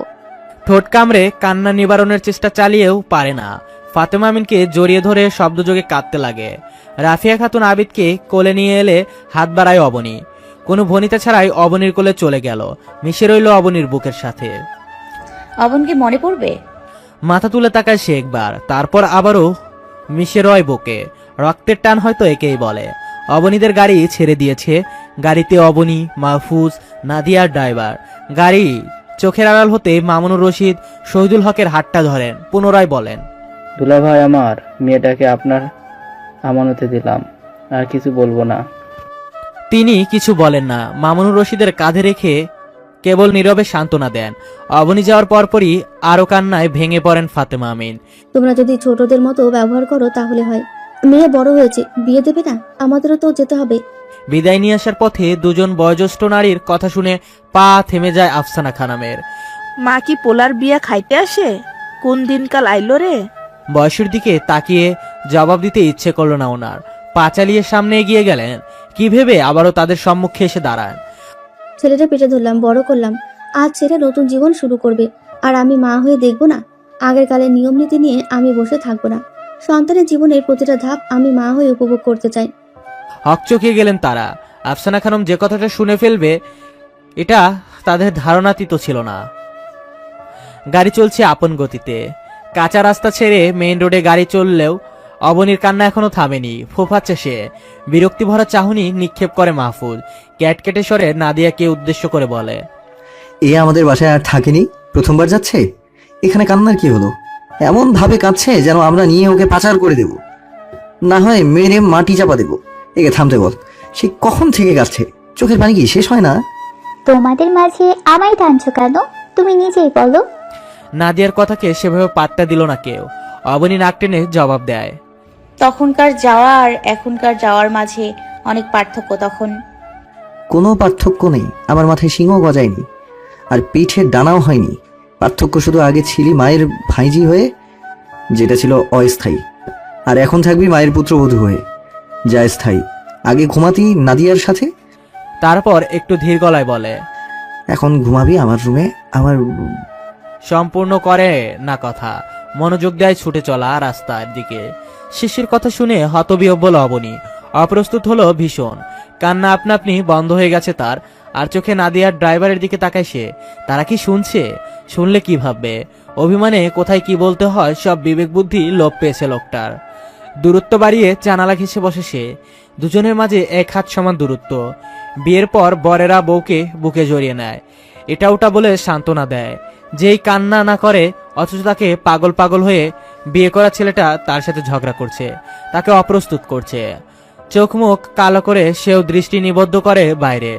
ফুলের সুবাসে মম করেছে কক্ষ। ফুলসজ্জিত খাটের মধ্যিখানে জড়সড় হয়ে বসে আছে অবনী। এখানে আসার পর সব নিয়মকানুন পালন করে নাদিয়া তাকে এই রুমে বসিয়ে দিয়ে গেছে। ঘন্টা হতে চলল।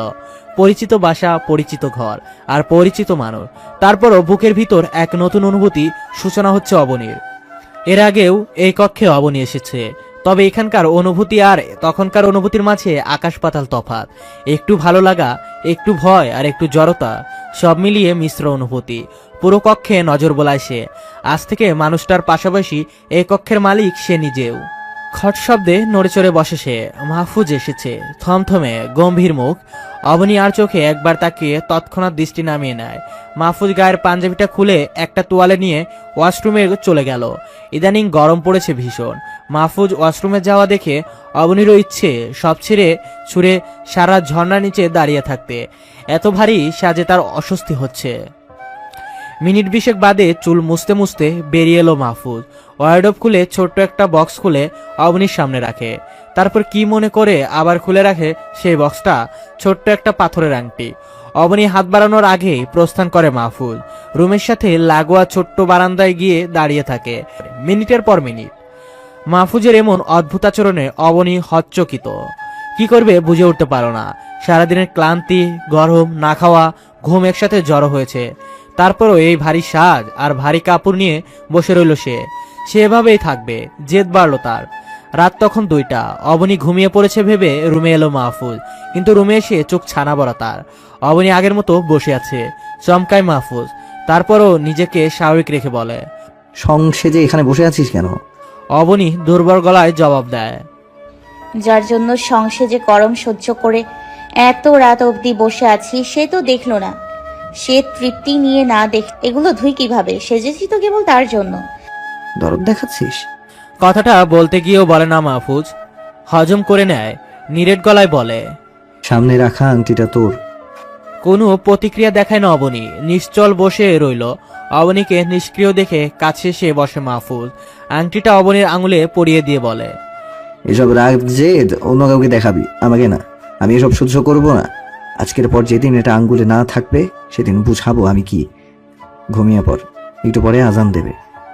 আবার বারান্দার দিকে পা বাড়ালে অবনী মুখ খোলে, আমার সমস্ত রাগ জেদ অভিমান তোমাকে না দেখালে আর কাকে দেখাবো?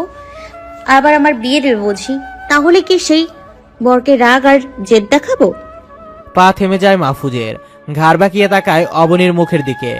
তীক্ষ্ণ চাহনি, কোচকানো ভ্রু, দাঁতে দাঁত পিষে রুক্ষ স্বরে কিছু বলার আগেই অবনী পুনরায় বলে, নিজ জায়গায় থেকে বিচার করে অভিমান করে থাকবে?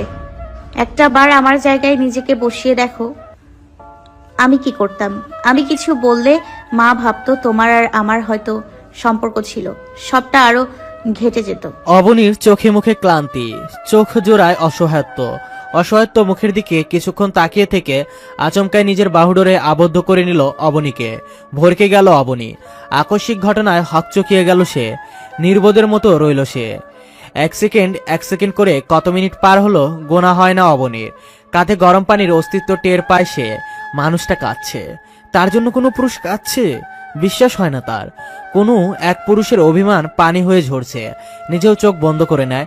তার চোখও হয়েছে ঝাপসা। দুহাত মাহফুজের কাঁধে রাখে। শেষ মুহূর্তে এসেও মনে হয়েছে এই বুঝি হারিয়ে ফেললাম।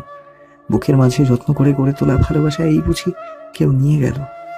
মনে মনে কতবার আল্লাহকে ডেকেছি জানি না। তোর উপর ভীষণ রাগ হয়েছে, অভিমান হয়েছে। মামিকে কিছু না বলে চুপ করে থাকলি, মানানোর চেষ্টা করলি না, মুখ ফুটে কিছু বললি না। অভিমান জিইয়ে রাখার জন্য বাইরে ছিলাম। পুরুষ মানুষ এই একটা জায়গায় নিরুপায়। প্রিয় মানুষের সাথে অভিমান করা যায় না। তাকে দেখলে অভিমান গলতে শুরু করে। তারপর মাহফুজ চুপ হয়ে যায়, একদম চুপ। কথা বলতে তার মোটেও ইচ্ছে করছে না। অর্ধাঙ্গিনীর আলিঙ্গন, বুকের উত্তাল ঝড় কমতে শুরু করেছে। একটুখানি ছোঁয়ায় অভিমান মিলিয়ে গেছে হাওয়ায়। এবার উপভোগ করার পালা, প্রিয় মানুষটার সাথে সুন্দর মুহূর্তগুলো। দেয়াল ঘড়ির ঢং ঢং শব্দে ঘোর কাটে মাহফুজের। ঘড়ি জানান দিচ্ছে 3টা বাজে। হাতের বাঁধন হালকা হয় তার। অষ্টজোড়ায় উষ্ণ ছোঁয়া দেয় অবনীর কানে। তারপর ফিসফিসিয়ে বলে, ভালোবাসি, ভীষণ ভালোবাসি। কঠিন খোলসে আবৃত করে রাখা মেয়েটাকে সে কি বাসে? উত্তরে আশায় রইল মাহফুজ। কিন্তু রসকসহীন অবনী মাহফুজের আবেগে এক বালতি জল ঢেলে মৃদু স্বরে বলে, ভীষণ খিদে পেয়েছে আমার, আমি খাবো। উত্তর শুনে মেজাজ বিগড়ে গেল মাহফুজের। শুনতে চাইলো কি আর শুনতে হলো কি। কঠিন গলায় কিছু শোনাতে গিয়েও পারে না। আজকে সুন্দর রাতে মেজাজ দেখাতে চাইছে না সে চাইছে না নতুন জীবনের সূচনাতেই অবনীর মন খারাপ হোক। নিজের রাগটা প্রশমিত করে প্রস্তুতি নিল অবনীকে ভরকে দেওয়ার জন্য, অপ্রস্তুত করে তোলার জন্য, অবনীর কথায় অবনীকে ঘায়েল করার জন্য। ভ্রু নাচিয়ে রাগী গলায় শোধায়, খিদে কি পেটের নাকি মনের? আই মিন, ভালোবাসা দিলে খিদে মিটবে? দিব একটু ভালোবাসা। মাহফুজের কণ্ঠে রসিকতা, চঞ্চল দুরন্ত চোখ জোড়া অবনীতে নিবদ্ধ। দৃষ্টি নামিয়ে নেয় অবনী। প্রগাঢ় লজ্জায় ত্রোপায় আড়ষ্ট সে। মাহফুজের বাঁধন থেকে মুক্ত হতে চাইল, কিন্তু মাহফুজ হাতের বাঁধন ঢিলে করল না, বরং বাঁধন করলো আরো শক্ত। অবনী ব্যর্থ হয়ে নতস্বরে বিড়বিড় করে বলল, আমার সত্যি খিদে পেয়েছে। এই রাতে মানুষের খিদেও পায়? জানা ছিল না। মানুষ তো নাকি অন্য কিছুর জন্য উদ্গ্রীব হয়ে থাকে। লজ্জাকে দূরে রেখে মাহফুজের চঞ্চল দুষ্টু চোখে নিজের চাহনি নিবদ্ধ করে অবনী। চোখে চোখ রেখে বলে, কারো রাগের উত্তাপ সহ্য করার প্রস্তুতি নিতে গিয়ে আজ সারাদিন খাওয়া দাওয়া কথা ভুলে গিয়েছি। মানুষটার রাগ নেমেছে, রাগের উত্তাপ কমেছে। ব্যাপারটা টের পেতেই আমার খিদে মাথা চাড়া দিয়ে উঠেছে, আর সহ্য করতে পারছি না। একটু স্বাভাবিক হয় মাহফুজ, নমনীয় স্বরে জিজ্ঞেস করে, খিদে কি বেশি? মাথা ঝাঁকায় অবনী। মাহফুজ অবনীর কপালে অষ্টজোড়া ছোয়ালো আলতো করে। দেখি রান্নাঘরে কি আছে। তুই এসব ভারী পোশাক ছেড়ে ফ্রেশ হয়ে আয়। বলে হাতের বাঁধন আলগা করে মাহফুজ। লাগেজ হাতরে সুতি একটা 3 পিস বের করে ওয়াশরুমের দিকে পা বাড়াতেই মাহফুজ পুনরায় বলল, মুখের উপর 3 ইঞ্চি প্রলেপ দেওয়া রূপ দেখলেই যে আমি তৃপ্তি পাবো, ভুল ধারণা তোর। তুই আমার সামনে এলেই আমার চোখের তৃপ্তি, মনের শান্তি। আমি তো তোর সাজ্জিত রূপ দেখে প্রেমে পড়িনি। সাজসজ্জাহীন স্নিগ্ধ তোকে দেখলেই আমি ঘায়েল হই বারবার। ক্লান্ত ঘর্মাক্ত চেহারা নিয়েও যদি আমার সামনে আসিস, আমি তোর সেই রূপের প্রেমে পড়বো 1000 বার। প্রেমে পড়ার জন্য আমার তুই হলেই যথেষ্ট। আমাকে মুগ্ধ করার জন্য কিংবা ঘায়েল করার জন্য কৃত্রিম সজ্জার প্রয়োজন নেই, কখনো প্রয়োজন পড়বেও না। সকালে রান্নাঘরে এটো প্লেট দেখে মুচকি হাসেন আফসানা খানম। চুলোয় চায়ের পাতিল বসালেন তিনি। প্লেট ধুয়ে রুটি বানানোর আয়োজন করতেই পিছনে এসে দাঁড়ায় অবনী। আমাকে দাও রুটি, আমি বানাই। বিয়ের পরদিনই গিন্নি হতে চলে এসেছিস? তাক থেকে পিড়ি বেলুন নিয়ে অবনী বলে, আজ হোক আর কাল গিন্নি তো হতেই হবে। তাহলে আজ থেকে নয় কেন? গিন্নি ভাব দেওয়ার জন্য অনেক সময় পড়ে আছে। নতুন বউ তুই, এখন সবাই দেখবে তোকে। যা এখান থেকে। সাহায্য করতে এলে আমার তাড়িয়ে দিচ্ছ, পরে তো বলবে বউ কোনো কাজ করে না। আফসানা খানম হাসলেন অবনীর কথা শুনে, বড় স্নিগ্ধ সে হাসি।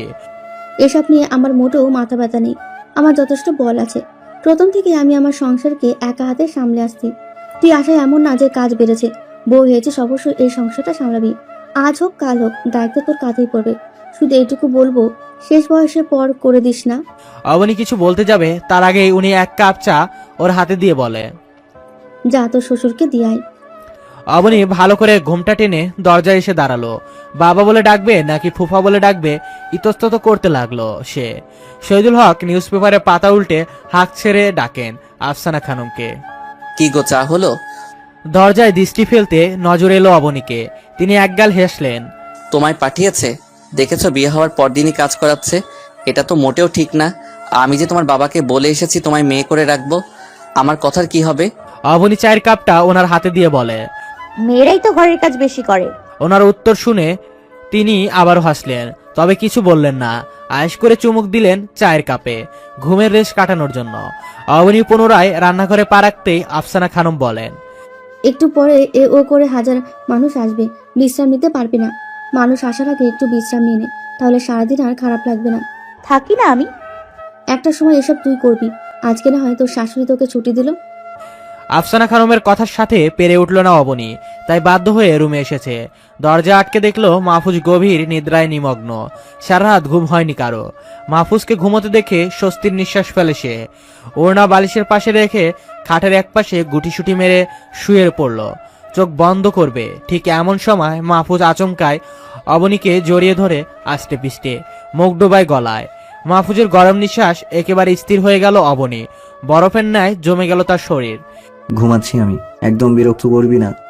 ফিরানিতে এসেছে অবনী আর মাহফুজ, সাথে এসেছে নাদিয়া। জামাই আসার আনন্দে পুকুরে জাল ফেলেছেন মামুনুর রশিদ। জালে আটকা পড়া বড় কাতল মাছটা এনেছেন মেয়ের জামাইয়ের জন্য। উঠোনে বসে মাছ কাটছেন ফাতেমা আমিন।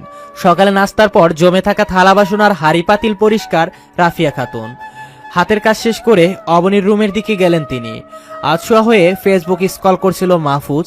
কারো উপস্থিতি টের পেয়ে দরজায় দৃষ্টিপাত করে সে। রাফিয়া খাতুন বড় করে ঘুমটা টানলেন, আমতা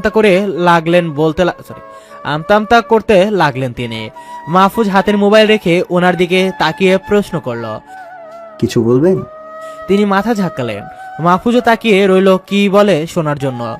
সেই দিনের সেই ছোট্ট বক্সটা মাহফুজের সামনে রাখে। বিয়ার দিন দিবার চাইছি, কিন্তু সাহসী কুলায় নাই। ওনার কথা শুনে বক্স হাতে নেয় মাহফুজ।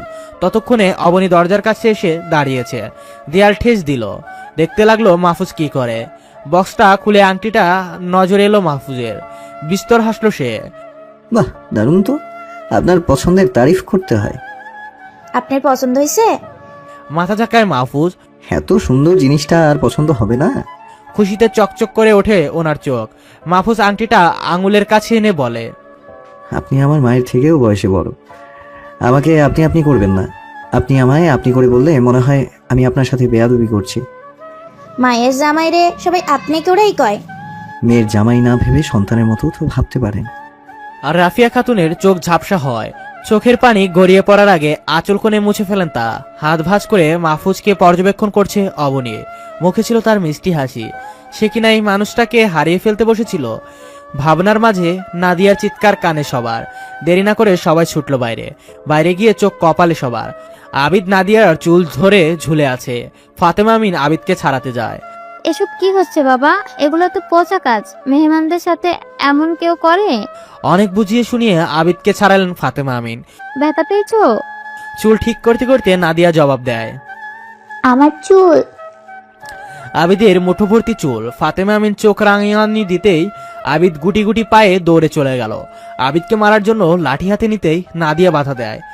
ও ছোট মানুষ মামি, বাদ দাও। বলে অবনীর কাছে এলো সে। তোরা দুই ভাই বোনের এত তেজ কেন বলতো? ধরাও যায় না, ছোঁয়াও যায় না। অবনীর পিছনে দাঁড়িয়েছিল মাহফুজ। অবনীকে পিঞ্চ মেরে বিড়বিড় করে বলে, ওদের সহজে ছোঁয়া যায় না। ছুতে গেলে আগে পুড়তে হয়। পুড়ে পুড়ে তবেই পাওয়া যায় ছোঁয়ার অনুমতি। কথাটা নাদিয়া না শুনলেও অবনী ঠিকই শুনেছে। আমার ভাই তো শুধু শুধু তোর চুলে ধরবে না। আগে আমার ভাইকে কি করেছিস সেটা বল। নাদিয়া ক্যাবলাকান্তের মতো হাসে। একটু গাল টেনেছি, আসলে গুলুমুলু গাল দেখে লোভ সামলাতে পারিনি, তাই আর কি। বলে নাদিয়া দাঁড়ায় না, তাড়াতাড়ি করে প্রস্থান করে। অবনী তীক্ষ্ণ দৃষ্টিতে তাকায় মাহফুজের দিকে। নাদিয়ার কথা শুনে অন্যদিকে তাকিয়ে আছে সে। আমরা অকারণে পড়ুয়া নই, আমরা অকারণে পুড়াই না, কারণে পুড়াই। আর আগুনে হাত দিলে হাত পুড়বে, এটা স্বাভাবিক নয় কি? মাহফুজকে কিছু বলার সুযোগ না দিয়ে হনহনিয়ে সে চলে গেল রান্নাঘরের দিকে। সেখানে দুপুরের রান্নার আয়োজন চলছে। অবনী চলে যেতেই মাথা চুলকে মাহফুজ বিড়বিড় করে আওড়ায়, বউ আমার আসলেই আগুন, আর আমি এই আগুনে 1000 বার পুড়তে রাজি আছি। পরন্ত বিকেল, সূর্যের তাপ কমে এসেছে। গ্রামের মেঠো পথ ধরে হাঁটছে চারজন। বিকেলের শান্ত পরিবেশ উপভোগ করতে হাঁটতে বের হয়েছে ওরা। গ্রামের স্নিগ্ধ নির্মল পবন গা ছুঁয়ে দিচ্ছে ক্ষণে ক্ষণে। বাতাসের তালে তালে দুলছে পথের দুধারে থাকা কচি ধান গাছের সবুজ পাতাগুলো। আবিদ তিরিং বিরিং করে হাঁটছে, কখনো লাফ দিয়ে এই দিকে যাচ্ছে তো কখনো ওই দিকে। দৌড়ঝাঁপের জন্য ঘেমে নিয়ে একাকার সে। অবনী হাত দিয়ে ধরে তাকে, তারপর ওড়না দিয়ে ঘাম মুছে দিল। এমন করে না, ব্যথা পাবে। কে শুনে কার কথা? সে নিজের কাজে ব্যস্ত। আবারও দৌড়ঝাঁপ করতে করতে মাহফুজের পা জড়িয়ে ধরে। দাঁড়িয়ে পড়ে মাহফুজ। আবিদকে এভাবে পা ধরে ঝুলতে দেখে হাসি ধরে রাখতে পারল না নাদিয়া। পেট চেপে হাসতে লাগলো সে। অবনী, তোর এলেন ভাইয়ের সাথে থাকলে কেউ মন খারাপ করে থাকতে পারবে না। ছোট ছোট হাত পায়ে কি করে না করে নিজেও জানে না। মাহফুজ আবিদের দিকে তাকায়। আপনি আমার শালা, ভাবলেও নিজেকে পাগল পাগল মনে হয়। অবনী সোচালো চোখে তাকায় মাহফুজের দিকে। মাহফুজ আরো কিছু বলবে, তার আগে অবনীর চাহনি দেখে চুপ হয়ে যায়। মিনিট দুয়েক ঝুলে থেকে পা ছেড়ে দেয় আবিদ। অবনীর দিকে হাত বাড়িয়ে বলে, অবন কোলে। অবনী হাত বাড়ানোর আগেই নাদিয়া হাত বাড়ায়। নাদিয়াকে দেখে চোখে মুখে খামচি দেওয়ার জন্য হাত বাড়ায় আবিদ, তবে খামচি দেওয়ার আগেই দূরে সরে এলো। তোর ভাইয়ের সাথে আমার কোন কালে শত্রুতা বলতো? আমাকে দেখলেই তেড়ে আসে। ভাইয়ের কাছে তো ঠিকই যাই। আবিদকে কোলে নিয়ে অবনী বলে, আমাকে জিজ্ঞেস না করে ওকেই জিজ্ঞেস কর। এই ছেলের এখনই এত ঝাঁজ, বড় হলে তো যেই পথে যাবে সেই পথেই 100 মিটারেরও কোনো মেয়েকে আসতে দিবে না। অবনী মাহফুজের দিকে তাকায়, দৃষ্টি স্থির রেখে রাগী গলায় বলল, আমরা হচ্ছে আগুন, আমাদের আশেপাশে এলেও তোরা ভস্ম হয়ে যাবে, অঙ্গার হয়ে যাবি। সামনে দৃষ্টি নিবদ্ধ রেখে হাসে মাহফুজ, মনে মনে বলে, এই যে আমি অঙ্গার হয়ে বসে আছি, তারপরও আরো পুড়াতে চাস? কি অদ্ভুত, এভাবে একটু একটু করে পুড়ে যাওয়ার মাঝেও এত সুখ। অবনীরা ফিরেছে আজ 2 দিন হলো। বিয়ে ঝামেলায় পড়াশোনা থেকে অনেকটাই পিছিয়ে পড়েছে সে, তাই নোটস কালেক্ট করে সন্ধ্যার পর থেকে সেগুলো নিজের খাতায় নোট করতে ব্যস্ত সে। তার বই খাতাগুলো নাদিয়ার রুমে আছে, তাই নাদিয়ার রুমে বসেই সে সব নোট করছে। এই রুম থেকে ওই রুমে টেনে নেওয়া মানে তার জন্য বিশাল ঝামেলা। দুটো বিষয় কমপ্লিট হতেই হাফ ছেড়ে বাঁচল সে। ততক্ষণে ঘড়ি কাটা 12টার ঘর পার করে ফেলেছে। এলোমেলো চুলগুলো কাঠি দিয়ে উঁচু করে বেঁধে রোজকার মতো নাদিয়ার পাশে শুয়ে পড়ল সে। নাদিয়া তখন গভীর ঘুমে নিমজ্জিত। পিঠ বিছানায় সঙ্গ পেতেই তার চোখেও নামলো ঘোর নিদ্রা। অবনীর অপেক্ষা করতে করতে মাহফুজও নিজেও অফিসের কাজ করার জন্য ল্যাপটপ নিয়ে বসে। কাজ শেষ করে ঘড়ির দিকে তাকায়। ঘন্টার কাটা প্রায় 1টার পর ছুঁই ছুঁই। কপাল থেকে ভাঁজ পড়ে তার। তপ্ত শ্বাস ফেলে নাদিয়ার রুমের দিকে গেল। রুমের লাইট বন্ধ দেখে ভ্রুকুটি হলো তার। দাঁত কিরমির করতে করতে দরজা ঠেলে ভিতরে ঢুকলো। হালকা চাপানো ছিল দরজা, আলো জ্বালায় সে। দুজন গভীর ঘুমে এতটাই নিমজ্জিত যে আলোর প্রভাব পড়ল না পর্যন্ত। পাখার গতি কমিয়ে নাদিয়া গায়ে কাঁথা জড়িয়ে দিল সে। মাথা বুলিয়ে অবনীর কাছে এলো, পাজা কোলে তুলে নিল। কোনো খবর নেই অবনীর, কি হচ্ছে না হচ্ছে এসবে। বিড়বিড় করে মাহফুজ, এভাবে কেউ ঘুমায়? তুলে নিয়ে গেলেও তো টের পাবে না, শেষে আমায় বউ হারা হয়ে রাস্তায় রাস্তায় ঘুরতে হবে। অবনীকে বিছানায় শুয়ে আবারও মাহফুজ নাদিয়ার রুমে আসে। আলো নিভিয়ে দরজা চাপিয়ে গিয়ে নিজেও শুয়ে পড়ে অবনীর পাশে। গরম লাগতে ঘুম হালকা হয়ে এলো অবনীর। হাঁসফাঁস করতে লাগলো সে, যেন কিছু একটা শক্ত করে বেঁধে রেখেছে তাকে। ছাড়া পাওয়ার জন্য মোসরামুসরি করতে লাগলো। বিরক্ত করিস না, একটু আগেই শুয়েছি, ঘুমাতে দে আমায়। মাহফুজের কণ্ঠস্বরে আধান কানে বাজতে চোখ মিলে তাকায় সে। হাতে হাত উপরে তুলতে মাহফুজের খোঁচা খোঁচা দাড়ি আঙুলে অনুভব হয়। জমে যায় অবনী, গলা শুকিয়ে এলো তা। মাহফুজের বাঁধন হতে মুক্তি হতে চাইলে ছিটকে দৌড়ে সরে যায় সে। মাহফুজ এতটাই কাছে নিজেকে দেখে শরীর থরথর করে কাঁপছে তার শরীর। মাহফুজের নিদ্রাও উবে গেল। তাড়াতাড়ি করে রুমের আলো জ্বালায় সে। অবনী তখনও কাঁপছে, চোখ জোড়ায় ভয়। মাহফুজ আতঙ্কিত গলায় জিজ্ঞেস করে, কি হয়েছে? খারাপ স্বপ্ন দেখেছিস? অবনীর কাছে যেতেই সে ভয়ে আরো 2 কদম পিছিয়ে গেল। তুমি এই রুমে কি করছো? আর আমি তোমার সাথে এক বিছানায় ঘুমোচ্ছিলাম। ফুফু জানলে কি ভাববে? নিশ্চয় মনে করবে আমি খারাপ। অবনীর এমন আবল তাবল কথা মাহফুজের মাথার উপর দিয়ে যাচ্ছে। নাক উঁচু করে সে বলে, মা কি ভাববে মানে? তোর জ্বর টর উঠলো নাকি? তুমি রুম থেকে যাও, কেউ টের পেলে আমার মান সম্মান যাবে। যাও না প্লিজ। আহাম্মক হয়ে গেল মাহফুজ। মাঝরাতে অবনীর কর্মকাণ্ড কিছুই তার মাথায় ঢুকছে না। মাথা চুলকাতে লাগলো সে। কি হচ্ছে না হচ্ছে কিছুই বোধগম্য হচ্ছে না তার। আরো 2 কদম তার দিকে এগোলে অবনী পুনরায় ভয়ার্ত গলায় বলল, কাছে আসবে না একদম। আমি জানি তুমি এখন সেন্সে নেই, উল্টো পাল্টা কিছু করে ফেলবে। এবার নিজেকে সত্যি পাগল পাগল মনে হচ্ছে মাহফুজের। তোর মাথার কয়টা তার ছিল? কি সব ভাট বকছিস? কিসের সেন্স? কিসের উল্টাপাল্টা কাজ? একটা অবিবাহিত মেয়ে আর অবিবাহিত ছেলে এক রুমে থাকলে সমাজ ভালো চোখে দেখে না। তার উপর তুমি আমায়। অবিবাহিত শব্দটা শুনে স্তব্ধ হয়ে গেল মাহফুজ। মাঝরাতে ইচ্ছে করছে দেয়ালে নিজের মাথা ঠুকে দিতে। মাথার চুল টেনে ধরলো, চাপা আর্তনাদ করে বলে, তুই অবিবাহিত? তাহলে সেদিন কবুল বলে কাকে বিয়ে করলাম? এতক্ষণে ঘোর কাঠে অবনীর। সম্বিত ফিরে পেল সে। জিভে কামড় দিয়ে চোখ মুখ খিচে বন্ধ করে রাখলো। ভয়ে কমলো, শরীর কাঁপন থামলো। সেদিনের রাতের ব্যাপারটা স্বপ্নে দেখেছিল সে। আর তার রেশ ধরে এত কিছু বলা। মাহফুজের দিকে তাকানোর সাহস হলো না তার। বাধ্য মেয়ের মতো সোজা গিয়ে আবার নিজের জায়গায় শুয়ে পড়লো গুটিসুটি হয়ে। আর বিড়বিড় করে নিজের গোষ্ঠী উদ্ধার করতে লাগলো। দাঁত কিরমির করে অবনীর দিকে তাকিয়ে থাকে মাহফুজ। এক মুহূর্তের জন্য সত্যি মনে হচ্ছিল সবটা তার কল্পনা ছিল। অবনীর দিকে শরৎ চোখে চেয়ে থাকে মাহফুজ।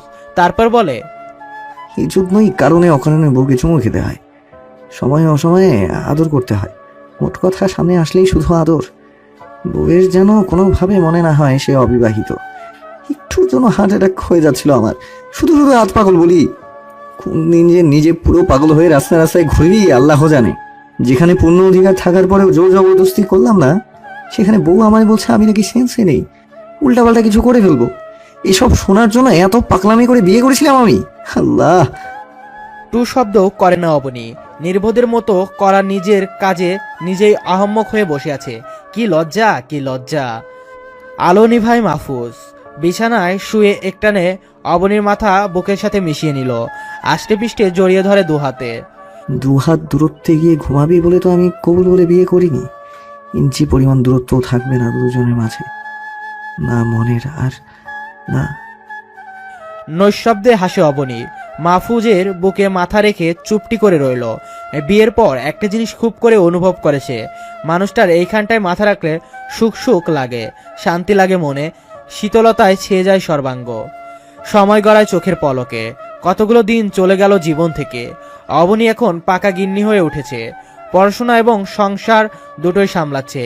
যদি আফসানা খানম অনেকে সাহায্য করেন, মেয়েদের সব পারতে হয়। সৃষ্টিকর্তা মেয়েদের এক অদ্ভুত শক্তি দিয়ে পৃথিবীতে পাঠান। এরা ঘর বাহির দুটোতেই সমানতালে সামলাতে পারে। কথায় আছে যে রাধে সে চুলও বাঁধে। চুলগুলো খোপা করে কোমরে আঁচল গুজে আলমারি থেকে মাহফুজের অব্যাহত শার্ট খুঁজে খুঁজে বের করছে অবনী। অফিস থেকে ফিরছে মাহফুজ। ক্লান্ত পরিশ্রান্ত দেহ তার। ব্যাগটা রেখে গলায় বেঁধে রাখা টাই ঢিলে করে অবনীর পিছনে গিয়ে দাঁড়ায়। অবনী খোপা করে রাখা চুলগুলো ছেড়ে দিল সে। মুখ ডুবায় অবনীর ঘন কালো চুলে। বিরক্ত হয় অবনী। বিরক্তির সুরে বলে, কি করছোটা কি দরজা খোলা রেখে? মাহফুজের ঘোর লাগা কণ্ঠস্বর। কাঁচা খেলোয়াড় না মাহফুজ, যে দরজা খুলে বউয়ের সাথে রোম্যান্স করবে। ছাড়ো তো, গরম লাগছে আমার। এমনিতেই ঘেমে নিয়ে অবস্থা খারাপ আমার, আর তোমার বাসায় এলেই শুরু হয়ে যায়। অবনীর কানে ঠোঁট ছোঁয়ায় মাহফুজ। বউয়ের মনে থাকে না সে বিবাহিত, তাই আদরের উপরে রাখি যেন আবার ভুলে না যায়। কোন কালে ঘুমের ঘরে কি বলেছি না বলেছি ওটা নিয়ে এখনো বসে আছি। যাও তো ফ্রেশ হয়ে আসো। মানুষ অফিস থেকে ফিরলে আগে ফ্রেশ হয়, তারপর খাবার খায়, এরপরে অন্য কাজ করে। আর জনাবের ফিরতে না ফিরতে শুরু হয়ে যায়। অবনীর কোটি চেপে নিজের সাথে মিশিয়ে নিল মাহফুজ। চুল সরিয়ে থুতনি ঠেকায় অবনীর কাঁধে। এগুলো তো তোমার রুটিন। আমার রুটিন হলো আগে অফিস থেকে আসা, তারপরে বউকে জড়িয়ে ধরা, সারাদিনের ক্ষয় হওয়া এনার্জি যেন রিলোডেড হয়, ক্লান্তি যেন দূর হয় তার জন্য, তারপর ফ্রেশ হওয়া, সব শেষে খাওয়া। মাহফুজের দিকে ফিরে অবনী কাঁধে হাত রেখে বলে, ও মা, তাই? শরীর নিশ্চয়ই চার্জ হয়েছে, এবার গোসলে যাও, তোমার গা থেকে গন্ধ আসছে। তাহলে চল একসাথে গোসলে যাই। চোখ গরম করতে চাইল অবনী। হাসে মাহফুজ, কোমরে হাত রাখে। আমার পরে বিয়ে করেও সাইফুল বাবা হয়ে যাচ্ছে, আর আমি জীবন যুদ্ধে কয়েক ধাপ পিছিয়ে গেলাম সাইফুলের থেকে। অবনী ভ্রু উঁচিয়ে তাকায় মাহফুজের দিকে। অবনীর কপালের চুলগুলো সযত্নে কানের পিছনে গুজে দেয় মাহফুজ। শুন না, আমারও না ভীষণ বাবা বাবা পাচ্ছে। পুচকিটাকে পৃথিবীতে আনার আয়োজন শুরু করে দিই। তুমি বরং আগে ঠিক করো, তুমি আমায় তুই বলবে নাকি তুমি, তারপর না হয় বাবা হবে। না হলে দেখা যাবে সে হয় তোমাকে মামা ডাকছে, নয়তো আমার পেট থেকে বের হয়ে আমাকে ফুপি ডাকছে। মাহফুজকে নিজের থেকে দূরে সরিয়ে বলে। আপাতত গোসলে যাও, পরেরটা পরে দেখা যাবে। মাহফুজকে নিজের থেকে দূরে সরিয়ে বলে। তাহলে ম্যাডামেরও ইচ্ছে আছে মা হওয়ার? কিছু বলে না অবনী। আলমারি থেকে